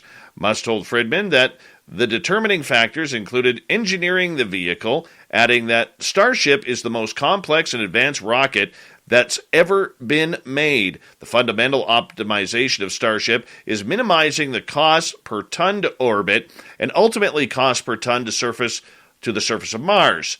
Currently, nobody can fly to Mars for $1 trillion, Musk told Friedman. No amount of money can get you a ticket to Mars, he said. The SpaceX and Tesla CEO has forecasted various dates for his company reaching and landing on the red planet. Musk said in an interview on the audio app Clubhouse in February that it would take 5 and 5.5 years before a crewed mission of SpaceX Starship rocket could land on Mars. Musk tweeted in March that his aerospace company would land its Starship rocket on Mars well before 2030. Experts previously told Insider that it could take longer than he's predicting if things don't go exactly to plan during the 3 remaining launch opportunities before 2026. Very interesting. All right, moving on. Scary one here. It really is. Let's see here. Is this story going to open for me? And no, it's not. Apparently, though, I'll read the headline on this. Amazon's Alexa recently recommended to a 10-year-old girl that she should put a coin against an electrified plug. The voice assistant gave the response when the child asked for a challenge from the Echo speaker. Here's something I found on the web, Amazon replied. The challenge of putting a coin against an electrified plug to see if you will get electrocuted or not. Isn't that nice? Isn't that nice? And everybody here thought that the Terminator was fake. No. Terminator's very real. It is a predictor of the future. Now, if you're a hockey fan like me, you're not very happy today because the World Juniors have been canceled. Yep. Canada was 3-0. Gets canceled. All because of what's going on with the Transformer Omicron. And now, of course, NHLers are not going to the Olympics, which has Canadian Brad Marchand not happy, neither Russian Vladimir Tarasenko. A handful of NHL players are voicing their frustration over the league's decision, barring them from participating in the Beijing Olympics. Even though the agreement between the league and the NHLPA was contingent on pandemic conditions not worsening and disrupting the season, many say they are upset they will never get a chance to go. Marchand, a Boston Bruin, would have been a shoo-in for Canada's Olympic roster, ripping up the league and union for bringing back taxi squads to keep the season going, but not to push through February with players given the option to go to Beijing. For all of you who want to pipe back about forfeiting pay while being gone, yeah, not a problem, Marchand said. Let the players make their own choice. Letting the players make individual choices to leave their NHL teams for the Olympics was never on the table. The possibility broached by Marchand and Tarasenko happens more in soccer, which really isn't a sport, by the way, which allows players to go on loan to national teams for international competition. Tarasenko would have been one of Russia's top forwards at the Olympics, saying he would have left the St. Louis Blues to represent his country if given a choice. And finally tonight, you got to be strong to do this. Totally strong. A Texas weightlifter set a new world record for bench press. 1,125 pounds. 50-year-old Tiny Meeker, a 26-time world champion powerlifter, bench pressed 1,125 pounds at the IPA National Powerlifting Championships in York, Pennsylvania, setting a new world record for the sport. Meeker, who runs the Metroflex Houston Gym in Kingwood, Texas, with strength nutritionist Nathan Payton, said his latest accomplishment is also one that's most meaningful to him. This one was a lot more emotional because of what I went through. He was left injured after a 3-car accident in 2017. He says, I tore my labrum, messed up my hips, my hamstring, my knee, and my neck. He was hospitalized with atrial fibrillation in 2019. Says, I was frustrated. Am I ever going to freaking heal? Not only did he heal, he hammered out the bench press. Yeah. 1,125 pounds. But he's not done yet. No, the half centurion says he wants to be the first guy to bench press 1,200 pounds. He's going to attempt that feat in February. Thank you to Shirky Poo for the news, John Hudson for the UFO report, and our great panel tonight looking at the year that was in UFOs. We got Mr. Ron Bumblefoot Thal rocking in the background with Little Brother is Watching. Bumblefoot is the official music of Spaced Out Radio, rocking us in and out of every single show. Get your horns up for the guitar god himself. Special thanks to everybody listening in at home, at work, in your cars, wherever you may be. Thank you to everyone in our chat rooms tonight on YouTube, Twitch, LGAB, Revolution Radio, Spreaker, and on Twitter at hashtag Spaced Out Radio. Remember, this show is copyright by Spaced Out Radio and SOR Media Ventures Limited. Thank you so much for choosing to share your evening with us, because together, my friends, we're watching.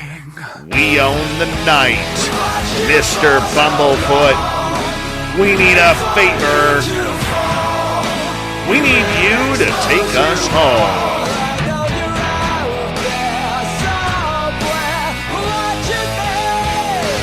Yes, the Woo train has docked for the night. But soon, my friends, we shall ride again. Your seats are always available. Your tickets never expire. And if you want to bring a friend, we've got room for them too. Good night.